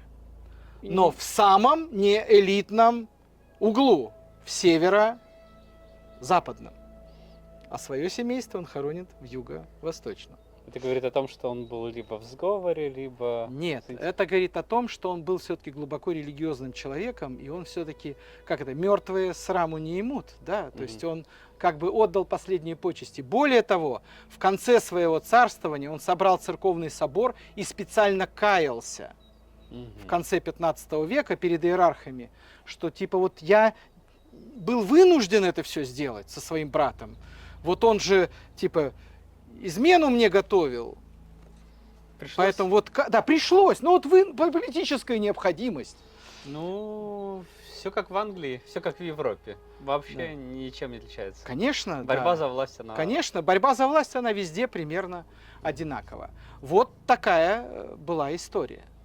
И благодаря этой истории сначала мы видим, как Усть-Шексна становится катализатором появления рыбной слободы, а потом в нее переселяются насильственно, хоть и с налоговыми льготами, значительный массив населения. И здесь население, значит, поселение чахнет, становится совсем уже сельским, а там появляется слобода, которая уже в 1526 году на карте русских княжеств, которые издавались за границей, мы видим новый город, обозначенный как город Рибена-Слобода.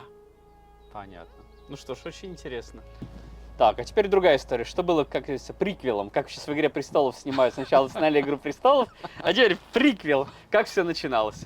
А начиналось все с семейной ссоры в одном из колен ярославских князей. Все дело в том, что оба берега принадлежали разным коленам князей ярославских, которые вели свою династию от святого князя Федора Черного, который был сначала князем Смоленским, а потом был, значит, женат на ярославской княгине.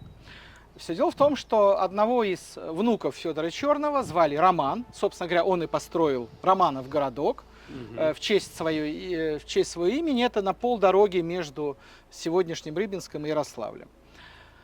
У него было очень много детей. Каждому нужно было выделить определенный удел. И мы, собственно говоря, из завещания Василия Темного знаем, как сложилась судьба каждого из детей и внуков. Когда Мария Ярославна покупала эти земли, она Романов выкупила у младших внуков Романа. Да. А у Шексну у внуков старшего. Сколько же ей тогда было лет, что она еще при этом умудрялась собирать земли и воевать за власть? Значит, на самом деле здесь важно другое. Почему старшие не владели Романовым? Ведь раньше было какое правило на Руси?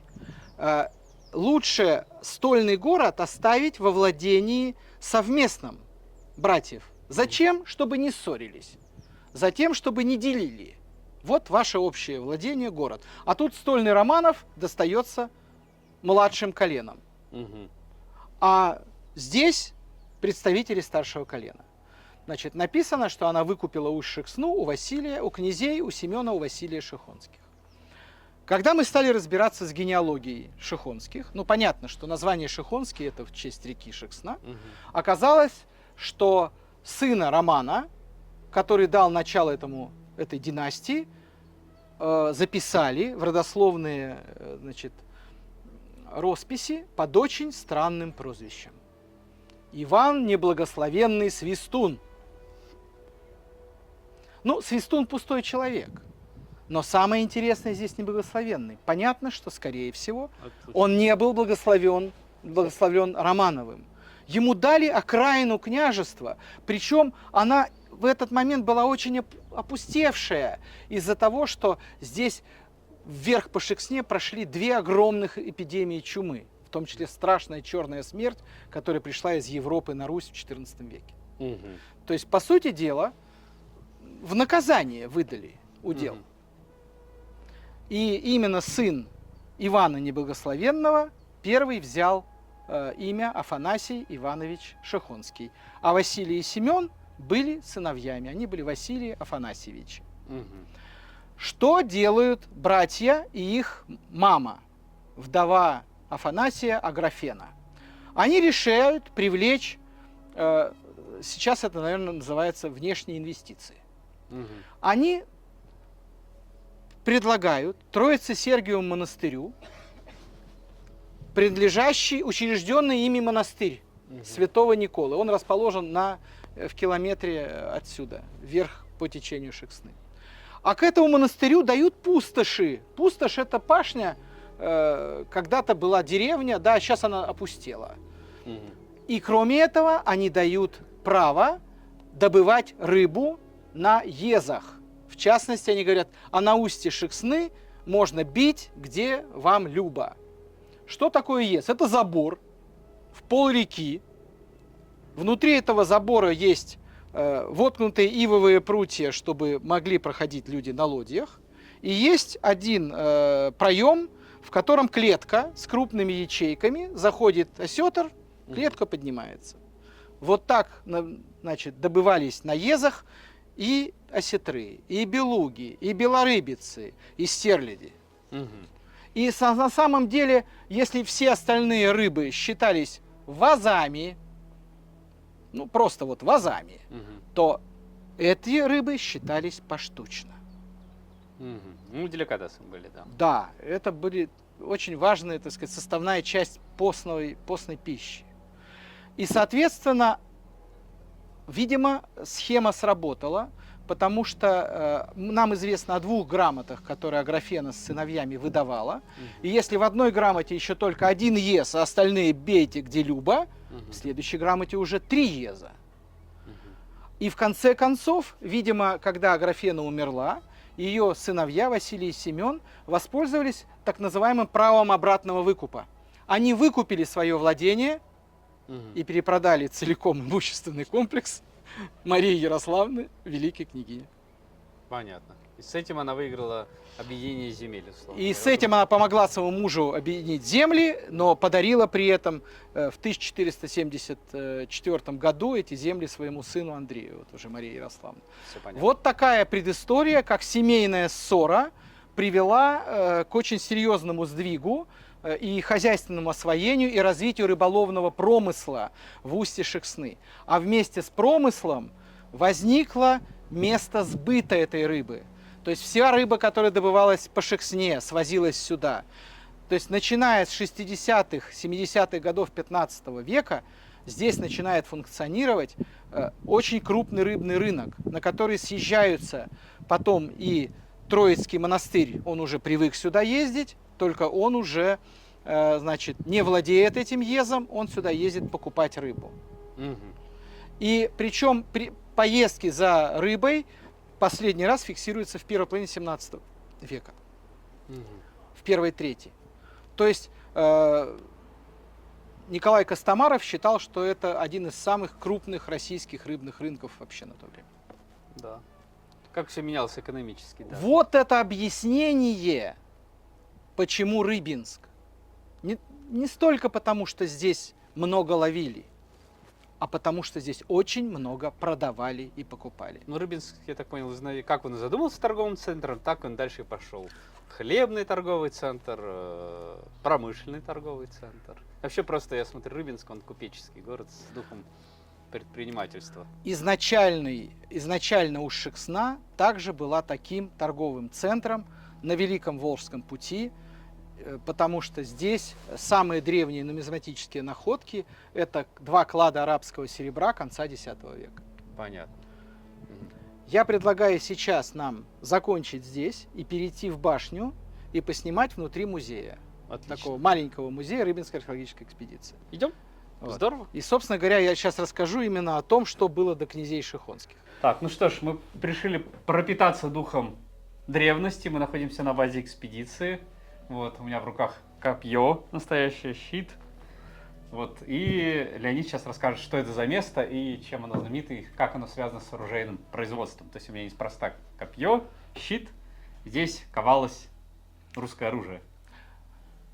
На самом деле мы иногда Усть-Шексну называем средневековой Северсталью. Только основным сырьем была не железная руда, а болотная руда с достаточно низким содержанием железа. И тем не менее она здесь вокруг нас в большом изобилии. Вверх по Шексне она тоже была представлена очень богато. Она сюда привозилась, дробилась, сушилась. Здесь выплавлялось железо. Железо выплавлялось в горшки, поэтому, вот, поскольку горшок кринка, то вот этот кусок железа потом назывался крица. Мгм. И наряду с металлургическим производством здесь существовало большое кузнечное производство. Делалось и орудие труда для мирной жизни, и, конечно, делалось много оружия. Располагался металлургическое производство на окраине Усть-Шексны, вверх по Шексне, вот километр отсюда. Это было выявлено при археологических раскопках. Мгм. Значит, поначалу мы вообще не поняли, откуда здесь столько оружия. Первая была идея, что поскольку оружие раньше было в основном в захоронениях, то значит где-то здесь ГЭС разрушила могильник.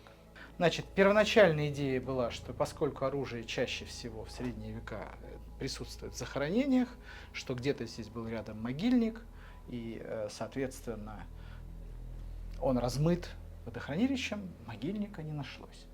Зато начали находиться некондиционные, бракованные вещи именно с оружием, и такое сложилось впечатление, что комплекс перестал функционировать одномоментно. Вот было просто брошено. Вот все, что не успели сделать, все бросили. Кольчуги, стрелы, топоры, булавы и так далее. То есть очень много оружия. Например, наряду с вот это вот с этим копьем, называлось оно еще иначе рогатина, да, можно было ходить на медведя, но можно было идти на врага. Помимо рогатин существовали дротики. Вот это вот дротик с улицы. Все эти наконечники – это копии, реплики того, что было реально в ходе раскопок найдено. Или, например, топоры для пешего воина. Кстати, в отличие от всех этих наших фильмов, да, от всех наших фильмов, главным оружием русского воина был отнюдь не меч. Меч – это сродни танку вообще уже. Вот. А главным оружием был топор. Причем это не рабочий топор. Вот видите здесь, насколько у него, значит, рабочая зона, наоборот, опущена вниз. То есть, а у рабочего топора она вот такая вот. То есть, это вот пешего воина, а у всадника было маленький. Вот такой вот. Но за счет высоты лошади, удар с высоты создавал примерно, был по силе такой же, как у пешего воина. Вот такая вот интересная штука. Такая вот механика, такая кинематика боя. Да. И когда мы проанализировали найденные находки оружия, оказалось, что все эти находки, в основном, за редким исключением, укладываются в очень узкий хронологический промежуток. Этот промежуток, значит, либо первая половина, либо вторая четверть XIII века.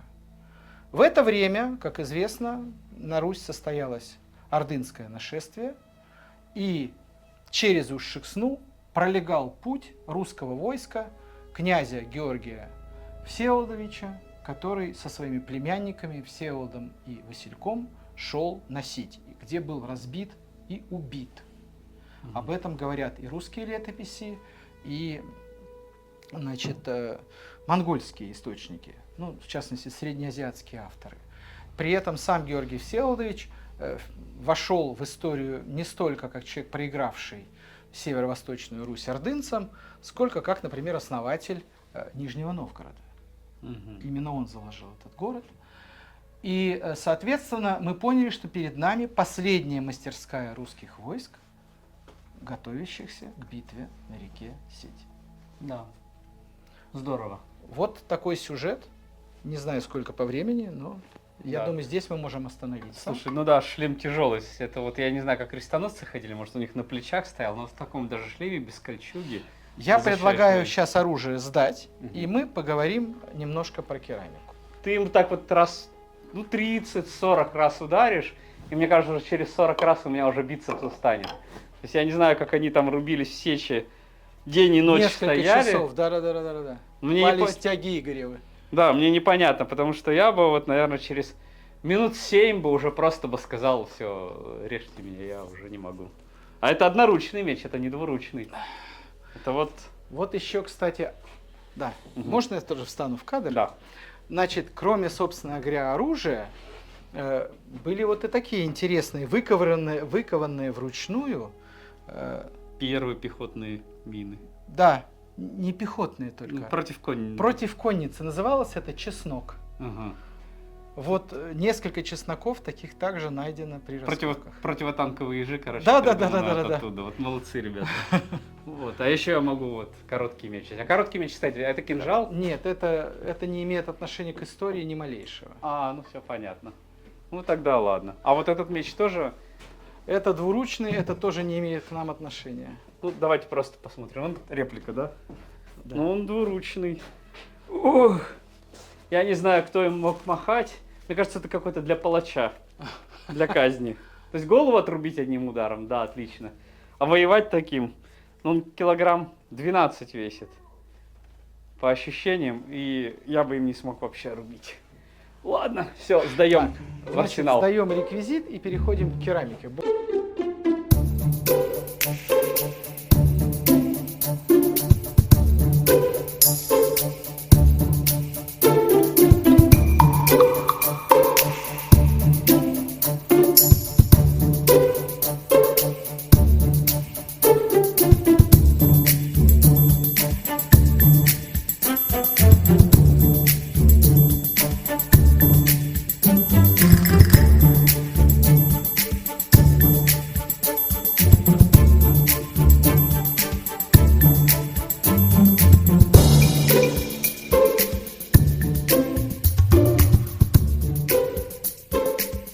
Значит, кроме, конечно, серьезных мужских, так сказать, приспособлений, наиболее массовым вообще материалом археологическим встречается, наверное, так сказать, имеющее больше отношения к женщинам, изделия из глины.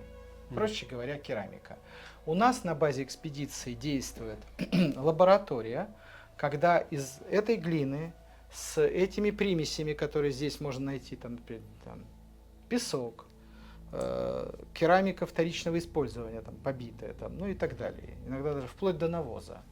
Значит, замешивается глина, вылепливается лепная или гончарная керамика в зависимости от эпохи, обжигается тем способом, который в эту эпоху существовал, и потом проверяется на излом, да, что получилось и как это соответствует тем находкам, которые у нас есть.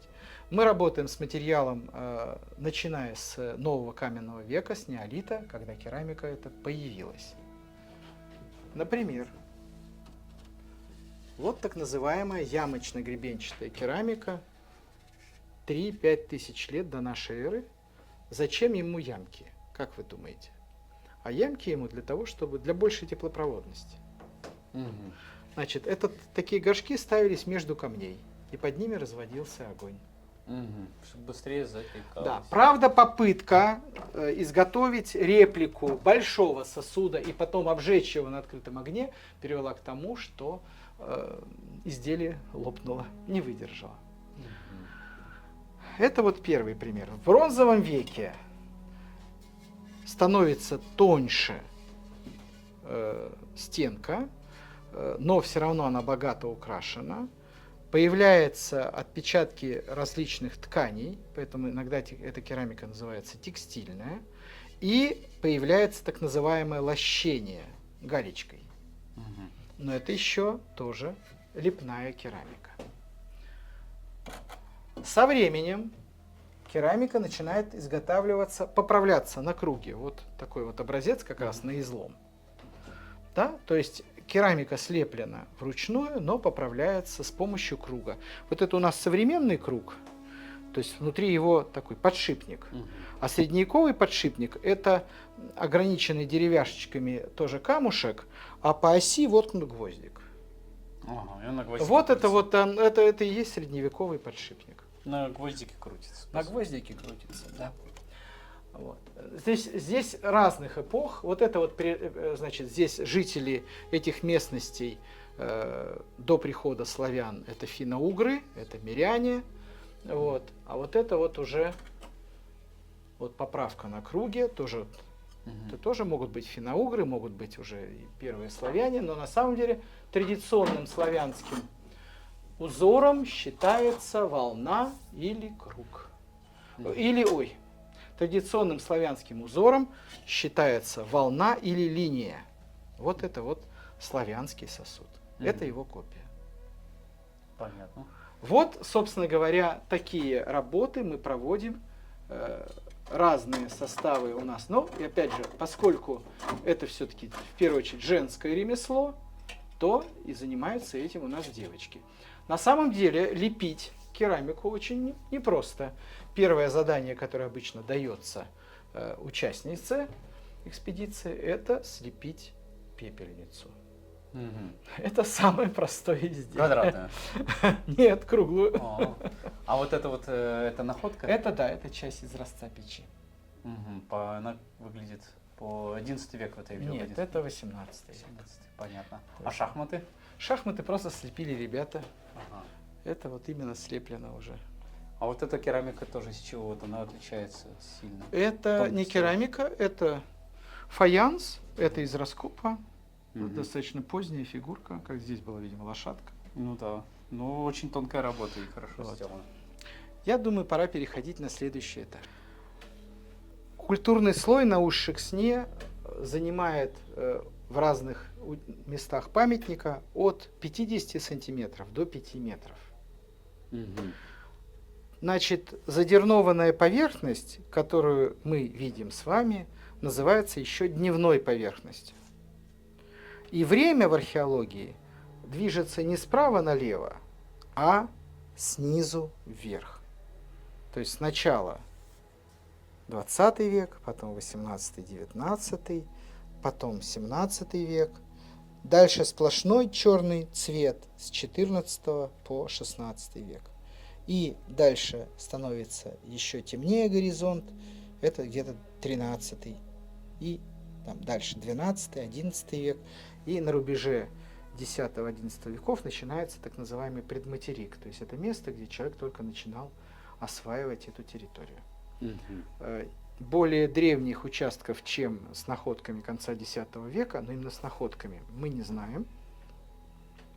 Самая древняя постройка здесь, которая во время раскопок зафиксирована, 60-е годы XI века. Мгм. Почему же появляется разница? Да? Клады конца X, а постройка через 100 лет, по сути дела. Да, 976 год, например, клад, и 1063 Думаю, что тогда кочевники жили. 68 год. Нет, мы просто имеем дело с окраиной поселения.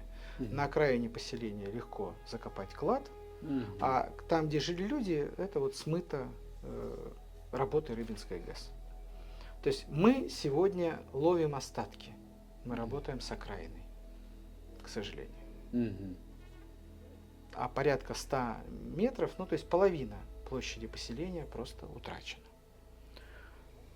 Ну, надеюсь, когда-нибудь ГРЭС спустят, и вы докопаетесь Ну, до 5 века. нам до придется нашей эры. просеивать просто остатки. Ну, я думаю, без что там песка. далеко так вода не зашла. Нет, на самом деле движение реки во время работы ГЭС настолько сильное, что сдвиг культурного слоя Мгм. может идти на сотни метров Понятно. вниз по течению.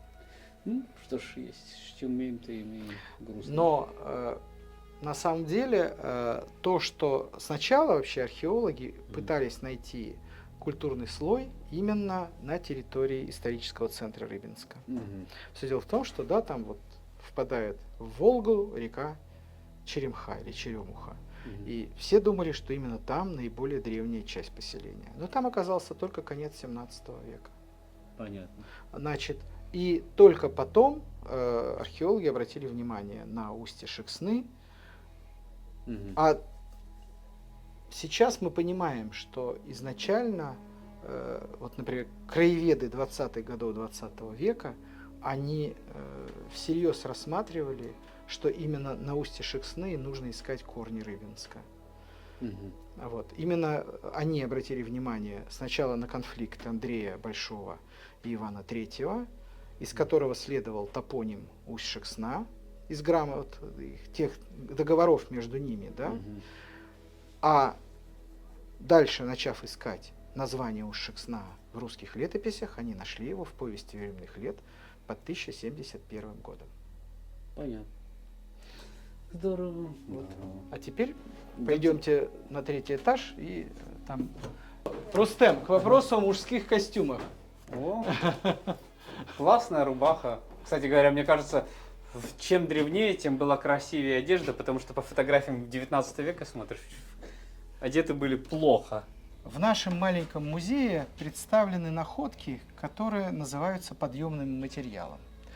То есть это не в ходе плановых раскопок, а когда ГЭС выключают, обнажается берег, и тогда археологи идут и собирают подъемный материал. Вот мы здесь с вами видим фрагменты бус, фрагменты стеклянных браслетов. Это любимое украшение русских горожанок,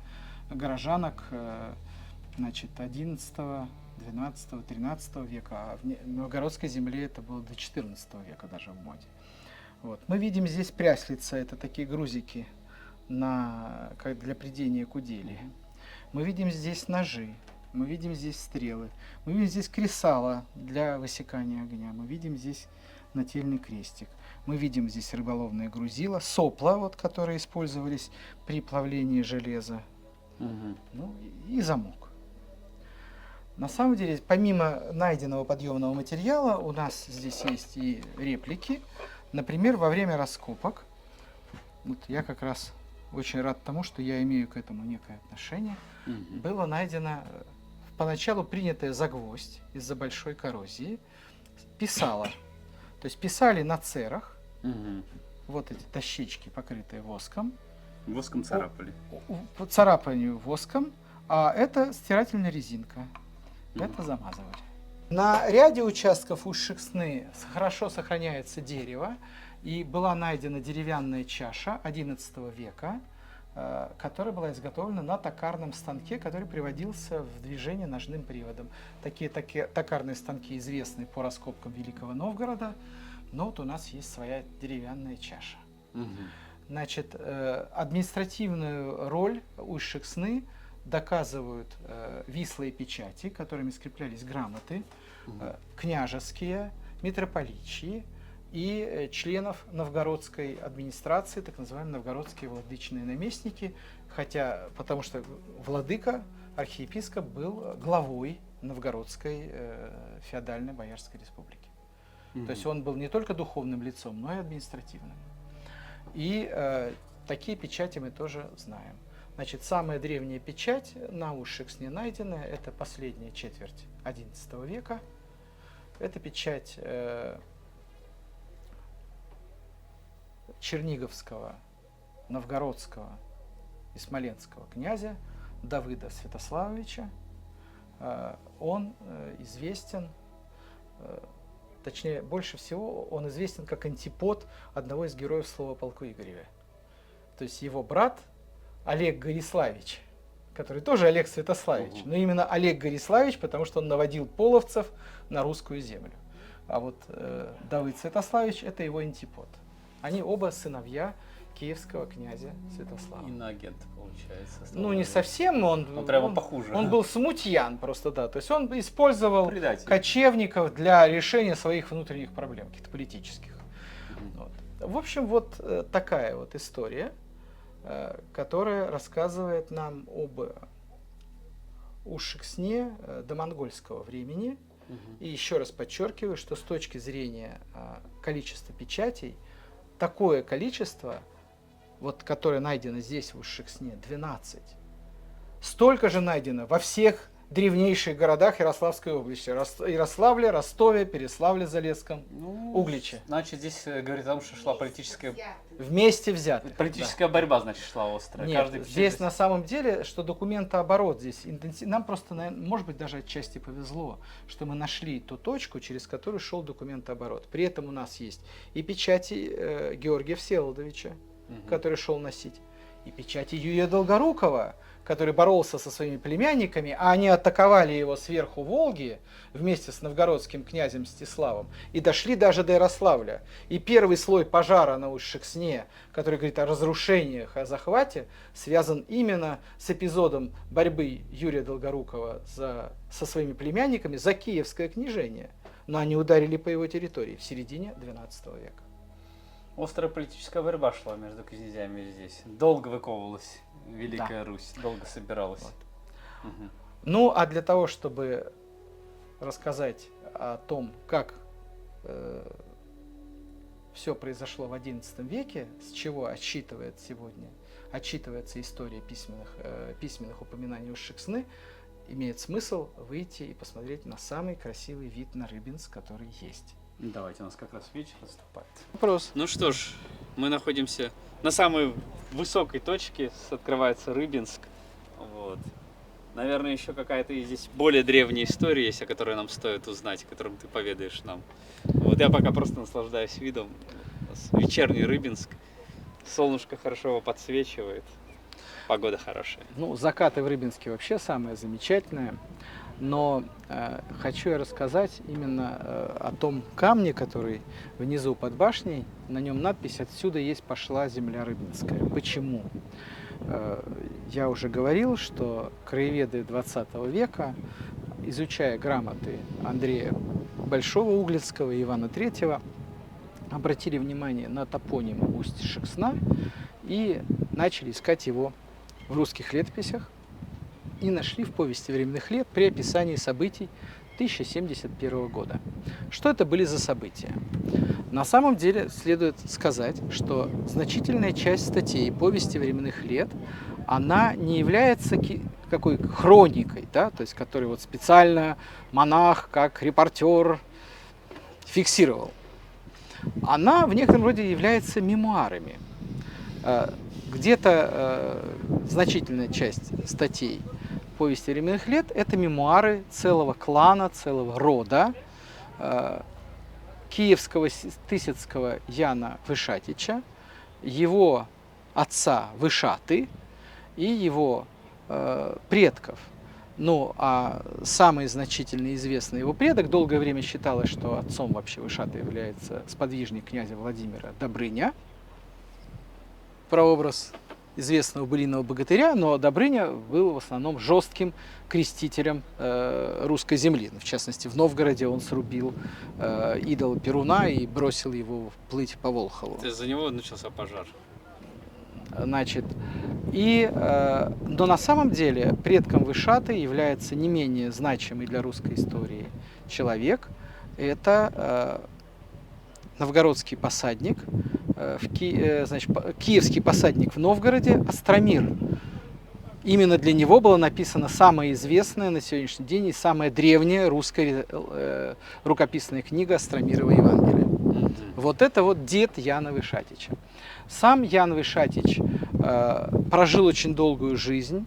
В начале XII века он умер, и запись о его смерти была зафиксирована в повести временных лет. Он умер как монах, постриженный Киево-Печерской лавры, и летописец пишет, что я много от него рассказов слышах. И вот один из самых подробных рассказов, который рассказал Ян Вышатич, это под 1071 годом он помещен в повесть временных лет. Когда конкретно произошли эти события, историки спорят, где-то указывается пятилетний лаг между 1068 и 1073 годами о том, как в ростовской земле случился голод. Ну и сразу же нашлись люди, которые быстро установили первопричину голода и как с ним бороться. Это были волхвы, так сказать, языческие жрецы. Происходили они из Ярославля. И они сказали: мы знаем, кто обилие держит. И для решения проблем с пропитанием, а также с дождем, они начали приносить в жертву богатых женщин. То есть, когда они приходили в тот или иной погост, погосты назывались не кладбища, это были административные единицы, ближе, наверное, к сельским поселениям, таким сельсоветам, в советском смысле слова. Они приносили обязательно, значит, доставали из-за плеч женщин какую-то еду, рыбу, зерно, а потом убивали их. Бедные женщины. Вот да, вот женщинам, да, всегда достается, прямо вот не везет. И так они пошли по Волге и по Шексне, вот в каждом погосте они совершали эти обряды, пока они не пришли на Белоозеро. И там они столкнулись с Яном Вышатичем. Ян Вышатич узнал, что ходит тут какая-то группировка, значит, к ней уже примкнуло до 300 человек, они поубивали многих женщин, а Ян христианин. В доме Яна желанный гость Феодосий Печерский. Он общается и с Яном, и с его женой. Но здесь-то Ян административное лицо, ему нужно как-то прекратить это безобразие. И тут, так сказать, сторонники волхвов совершают серьезную ошибку. Значит, они убивают священника, который прибыл в Белоозеро вместе с Яном. Ян прикидывает силы, у него не так их много, у него там несколько отроков. Человек 10. Вот, ну, 12, не больше. Но он предлагает белозерцам, ну, по сути дела, некий шантаж. Он говорит, если вы мне их не выдадите, этих волхвов, я не уйду от вас до лета. То есть, по сути, вы будете меня кормить со всей моей дружиной. Белозерцы подумали, что им, наверное, правильнее выдать этих волхвов. Ну, там Они 300 этих. Не родные, вот, что называется. Но все-таки на стороне Яна-то были профессиональные воины, а не просто крестьяне с вилами. Мгм. Тем более один из сторонников волхвов был Яном убит Мгм. специально, чтобы, так сказать, знали, что владеем методами подавления восстания. И волхвы были выданы Яну. И при этом говорят Яну, слушай, а ты ничего не сможешь с нами сделать, мы смерды твоего князя, веди нас на княжеский суд к Святославу князю. И тогда Ян привязывает их к ладье, пускает вниз по Шексне, ну, и, как пишет, как он рассказывает летописцу, а сам по них иде. Но иде, конечно, не пешком. Как известно, на лодьях тоже ходили. Мгм.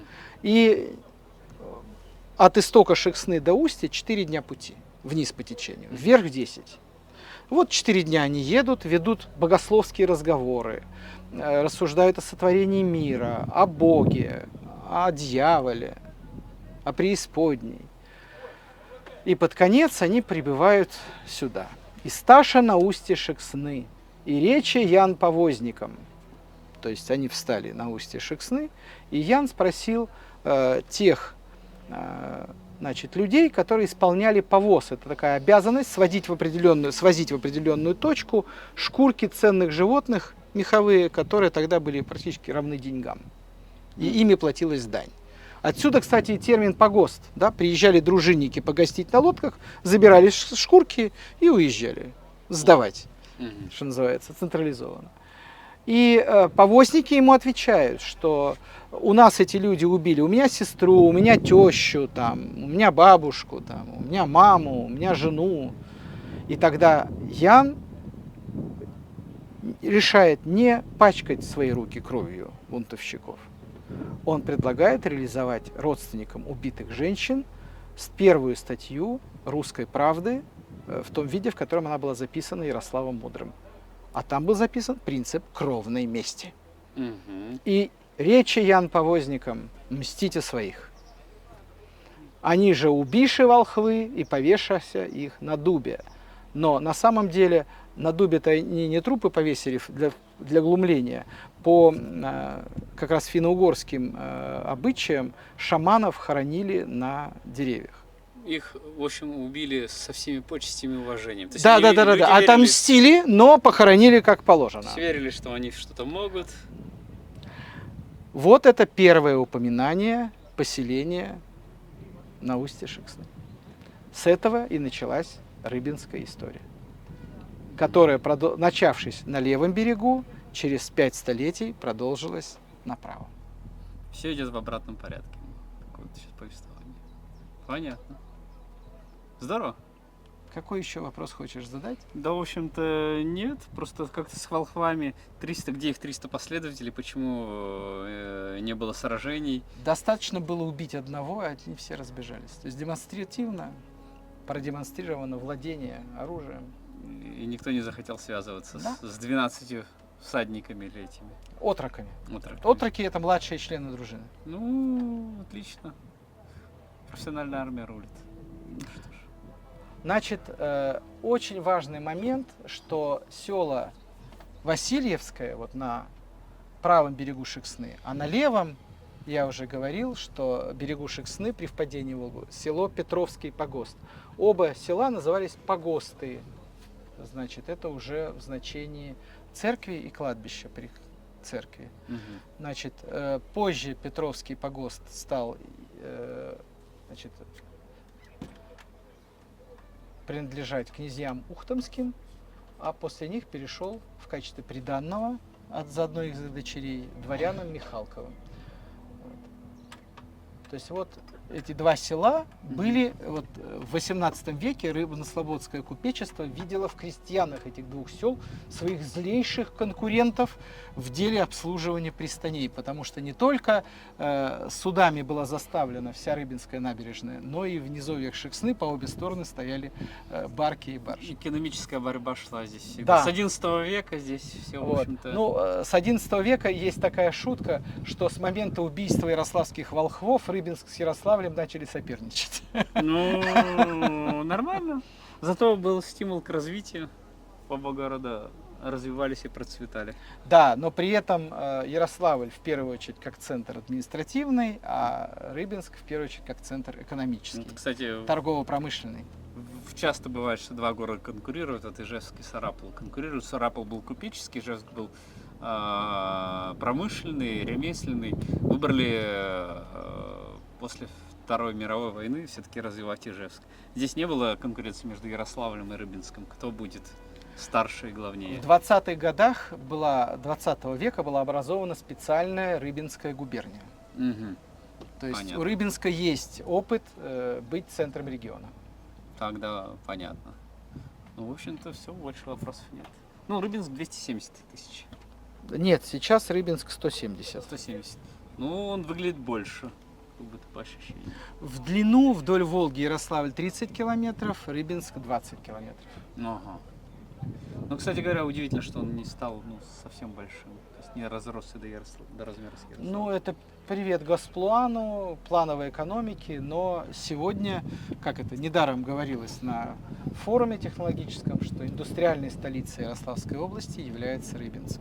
Ну, Долгое время в новейшей истории России все президенты практически чаще бывали в Рыбинске, и в частности на рыбинских моторах, чем в Ярославле. ну вот я сейчас по форуму был, столько собраний было управленцев, руководителей всех предприятий, я такого не видел даже вот сейчас в московском форуме нефти и газе. То есть оказалось, что здесь народу собралось побольше, и проблемы обсуждались более глобальнее. Что делать? Проблема стояла, где брать кадры, как развивать экономику и куда шагать. Но это уже радует, что перестали обсуждать, кто виноват. Ну, в общем-то, да, стали вопрос задавать, что делать. Вот. По крайней мере, все говорят, нас спасут автоматизация и роботы. Ой, не знаю, я не верю пока, что нейросеть способна заменить инженерную мысль человеческую, но люди говорят, что мы этим спасемся.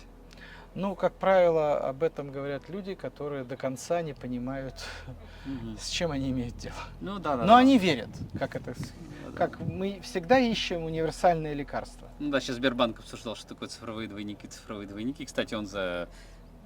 Я не знаю, как через сбербанковские технологии будет это все решаться.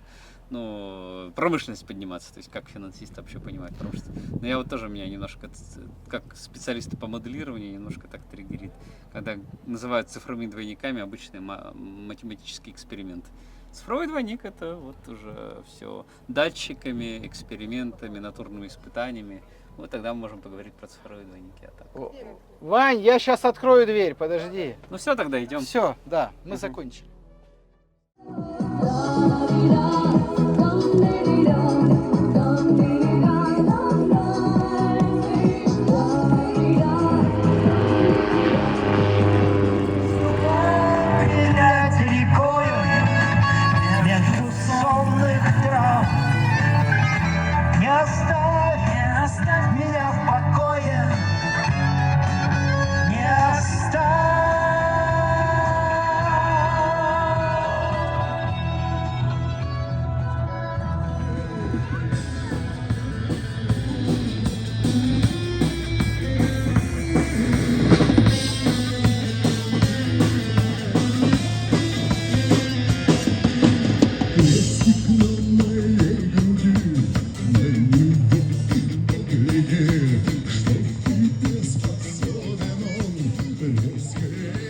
Ну что ж, пора поговорить про 20 век.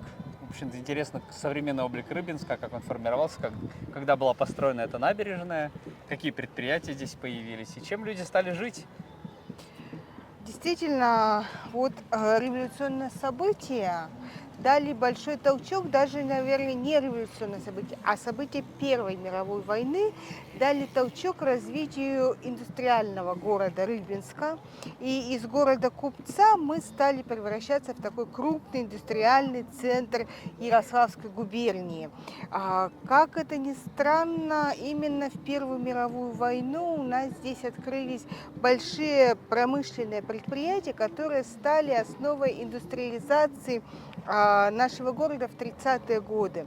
Из эвакуированных западных губерний сюда прибыли такие предприятия, как вагоностроительный завод «Феникс». В советское время это был завод, выпускающий полиграфические машины. И первая в Советском Союзе плоскопечатная машина «Пионер» была создана именно у нас, на нашем заводе в 1931 году. Затем на этой машине выпускали газеты «Правда», печаталась «Советская Россия», «Комсомольская правда» и многие-многие другие. Да? И первая ротационная машина тоже была построена именно в Рыбинске. В 1931 году именно, опять же, в Рыбинске 1 мая был выпущен первый дорожный каток в Советском Союзе. И мы стали выпускать технику, которая стала строить дороги.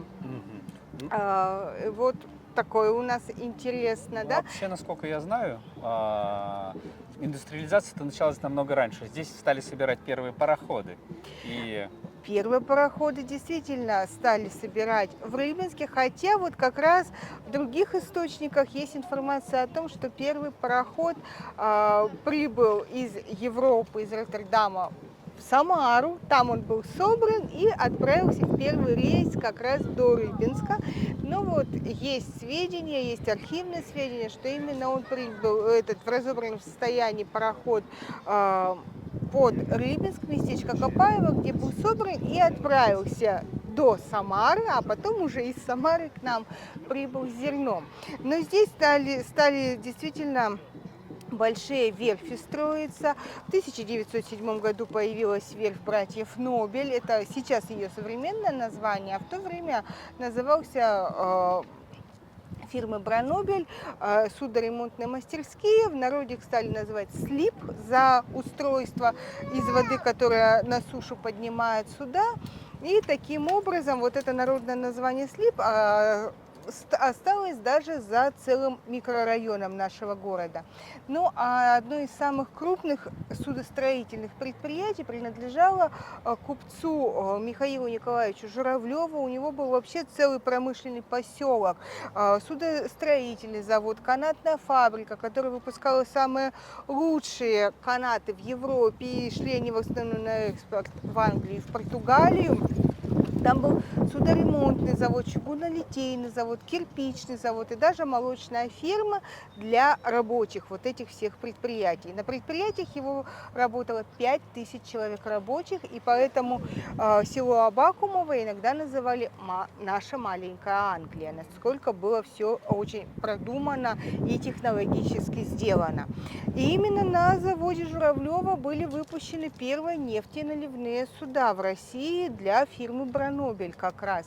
А так Журавлев выпускал небольшие суда такого пригородного сообщения, их называли пчелки, и их на Волге было очень-очень большое количество.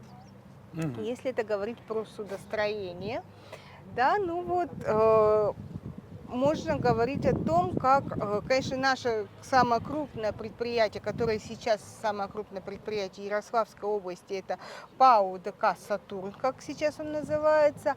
А вот в 1916 году этот завод стал строиться как автомобильный завод «Русский Рено». И в 1917 году мы отремонтировали 122 автомобиля на наших площадях. Ну а вот с 20-х годов 20 века этот завод стал заниматься созданием авиационных двигателей и стал их выпускать. То есть первые истребители. А интересно, для каких истребителей делали двигатели? Мы не для истребителей делали, мы делали для тяжелых бомбардировщиков, такие как ТБ-3. Да, мы выпускали первый двигатель М100, наша знаменитая соточка, которая была разработана под эгидой конструктора, нашего главного конструктора Климова. Да, и получили, между прочим, первые в Ярославской области орден Ленина, промышленное предприятие, да, когда вот область наша образовалась в 1936 году. Это вот наше такое большое предприятие, многие его называют градообразующим нашим предприятием, но город наш промышленный, у нас было действительно большое количество предприятий, самый крупный это был действительно моторостроительный завод, он на протяжении всей своей истории менял название, был машиностроительный, просто почтовый ящик номер 20 и многие-многие другие. Но когда мы сейчас, современники, говорим, где работаешь, и говорим на заводе, мы понимаем, что работают на Сатурне. Как бы других предприятий у нас таких больших нету. Да, у нас есть приборостроительный завод, который сотрудничает с космосом и выпускал первые тренажеры для первого отряда космонавтов. Поэтому все космонавты из первого отряда у нас в Рыбинске побывали. На предприятии, побывали в городе, побывали на отдыхе на нашем Рыбинском водохранилище. Об этом, конечно же, тоже мы это хорошо все знаем. Действительно, для города много такого вот, что называется первый, да, вот выпущенный, плоскопечатная машина «Пионер», первый дорожный каток. Наш катерозавод «Вымпел» первыми в Советском Союзе стали выпускать катера на экспорт в 30-е годы. Но вот в 1971 году мы выпустили в серийное производство первыми снегоходы «Буран», и для Рыбинска снегоход и «Буран» это как бы одно и то же название. Сейчас у снегоходов много названий: «Варяг», «Бурлак», «Тайга», но все-таки родное вот «Буран», оно с 1971 года. Понятно. Вот как странно, интересно даже, как развивался Рыбинск. То есть из рыбацкого центра он стал сначала сельскохозяйственным таким центром сбора зерна или транспортировки, потом был купеческим, торговым, сейчас он стал промышленным. Да, вот действительно наша кормилица Волга, матушка, действительно вот наше такое интересное географическое положение, это наш очень большой плюс. Мы сначала были как такой большой пристанью России, внутренним портом, перевалочным центром, поскольку Волга это сейчас вот, она, ну вот сейчас обмелела немножечко, поскольку ГЭС наши не работает в выходные дни. А так, действительно, Волга была очень мелководной рекой в XIX веке, и в засушливое лето Волгу можно было перейти с одного берега на другой. И вообще навигация заканчивалась в середине июля. Дальше ждали сезон дождей, чтобы реки наполнились, и обратно начиналась полноводная навигация. Но вот здесь вот именно Волга очень резко мелела, поэтому большие суда, которые приказал строить Петр I, пройти никак не могли. А он приказал строить большие суда, чтобы они были в длину минимум 80 метров, в ширину 14 метров. На них можно было перевезти 450 тонн груза. Вот здесь такие большие суда никак не могли пройти, поэтому здесь начинает развиваться перевалочный пункт. С больших судов на маломерные суденышки стали перекладывать грузы. И вот маленькие суденышки, такие как Тихвинка, Унжак, Романовка, доходили только лишь до Петербурга. Обратно они не возвращались, их разбирали на дрова. Нужно было отапливать новую столицу, каменные дома, и придумали такой способ заготовки дров. Но нам это было на руку, здесь начинает развиваться судостроение. И в современном Рыбинске тоже есть несколько верфей, которые делают сухогрузы, краболовные суда. Мы делаем катера для пограничников, делаем яхты для частных владельцев, поэтому вот город так вот интересно развивается. Которые жили как раз здесь, на Волжской набережной, и вот за нашей красавицей Никольской часовней находилась так называемая Вшивая горка, где жили бурлаки, когда приходили в Рыбинск. Извини, перебью, в Ижевске тоже есть Швивая горка. Вот. Ее потом стали называть Вшивая, но она изначально пошла от названия, что там швейная артель находилась. Нет, а у вас здесь своя. из-за нечистот, понятно, что грязь, да, различные болезни, не были чистоплотными у нас бурлаки. Так вот, для того, чтобы бурлак и сходил в город и никого не заразил, ему выдавали билет в баню, и только лишь после бани он имел право приходить как раз вот в центральную часть города. А Волжская набережная, она была у нас такой торговой, рабочей улицей. Здесь не было ни выступлений никаких музыкантов. Да, здесь полностью кипела вот рабочая жизнь. И вот бурлаки жили артелями. Для того, чтобы наниматься на работу, у каждого бурлака были свои особые признаки, да, чтобы вот каждый купец не подходил, говорит, свободен или занят, да, как проверить. У каждого бурлака была с собой ложка, ну это и в гигиенических целях, да, чтобы вот не заразиться никакими болезнями. И вот если ложка была заткнута в шапку, это говорило о том, что у бурлака не было работы, он свободен. Таким бурлаком можно было спокойно поторговаться. А сколько платили бурлакам за день, за километр? Им платили за километр пройденного Нет, пути? им с ними сразу обговаривалось как количество дней, путина. До Нижнего Новгорода шла 2 недели, до Саратова там 2 месяца.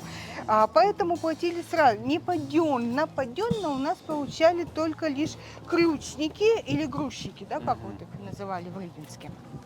Где-то рублей от 15 до 25. То есть они были действительно не высококвалифицированные рабочие, да, получали не такие большие деньги на самом деле. И хватало только лишь на уплату каких-то пошлин, налогов помещикам, что-то, может быть, что-то покушать. Ну, кормили их и обеспечивали одеждой во время путины сами купцы.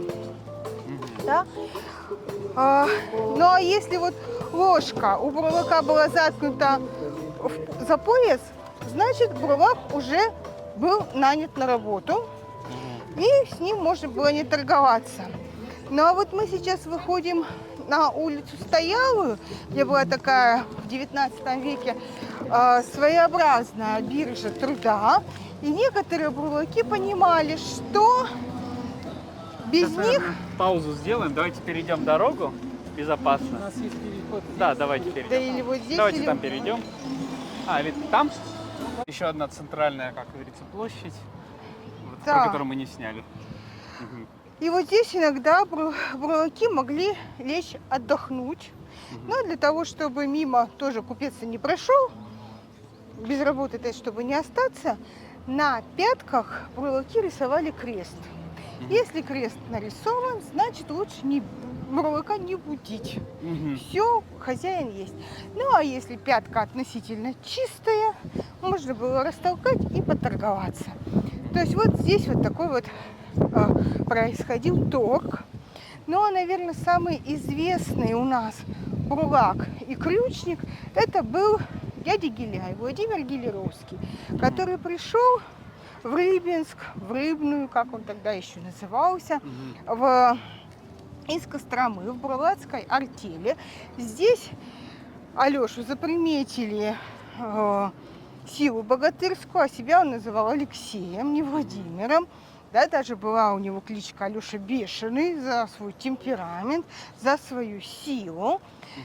И вот он попал даже сразу в элитную артель крючников. Ему выдали жилет, вышитый серебряной канителью. И, в принципе, получал он довольно-таки большое количество денег. Каждый мешок стоил 3 копейки. И получали они сколько перенесут за день. Да, вот в среднем переносили крючники до 300 мешков в день. Некоторые могли на себе перенести 1000 мешков в день. То есть в среднем они могли получить 120 рублей в месяц. Огромные деньги по тем временам. Да, но получали они ежедневно. Сколько заработают, столько и получат. В основном оставляли в трактирах, в кабаках. И когда не было работы, это было зимой, они шли либо на паперть, либо разбойничали, либо умирали от голода и холода. За это их прозвали зимогоры, то есть горы зимой. Но вот с Владимиром Гелеровским это не случилось. Он на радостях написал письмо батюшке в Вологду: жив-здоров, больше тебя получаю. Ты там служащий, получаешь 25 рублей в месяц, а у меня 120 рублей зарплата. Вообще жизнь удалась, а мне всего лишь 18 лет. Но батюшка разумно поступил, приехал в Рыбинск, разыскал свое чадо и отправил на перевоспитание в юнкерское училище в Ярославль, в армию, то есть, да. То есть благодаря этому мы имеем замечательного бытописателя Москвы, который с большой теплотой описал город Рыбинск 70-х годов 19 века. И вот очень много таких баек о жизни бурлаков и крючников мы до сих пор там можем подчеркнуть. Говорят, он дожил до старости и мог Да. в старости лет согнуть монету руками и, по-моему, разогнуть подкову Да, и разорвать колоду карт.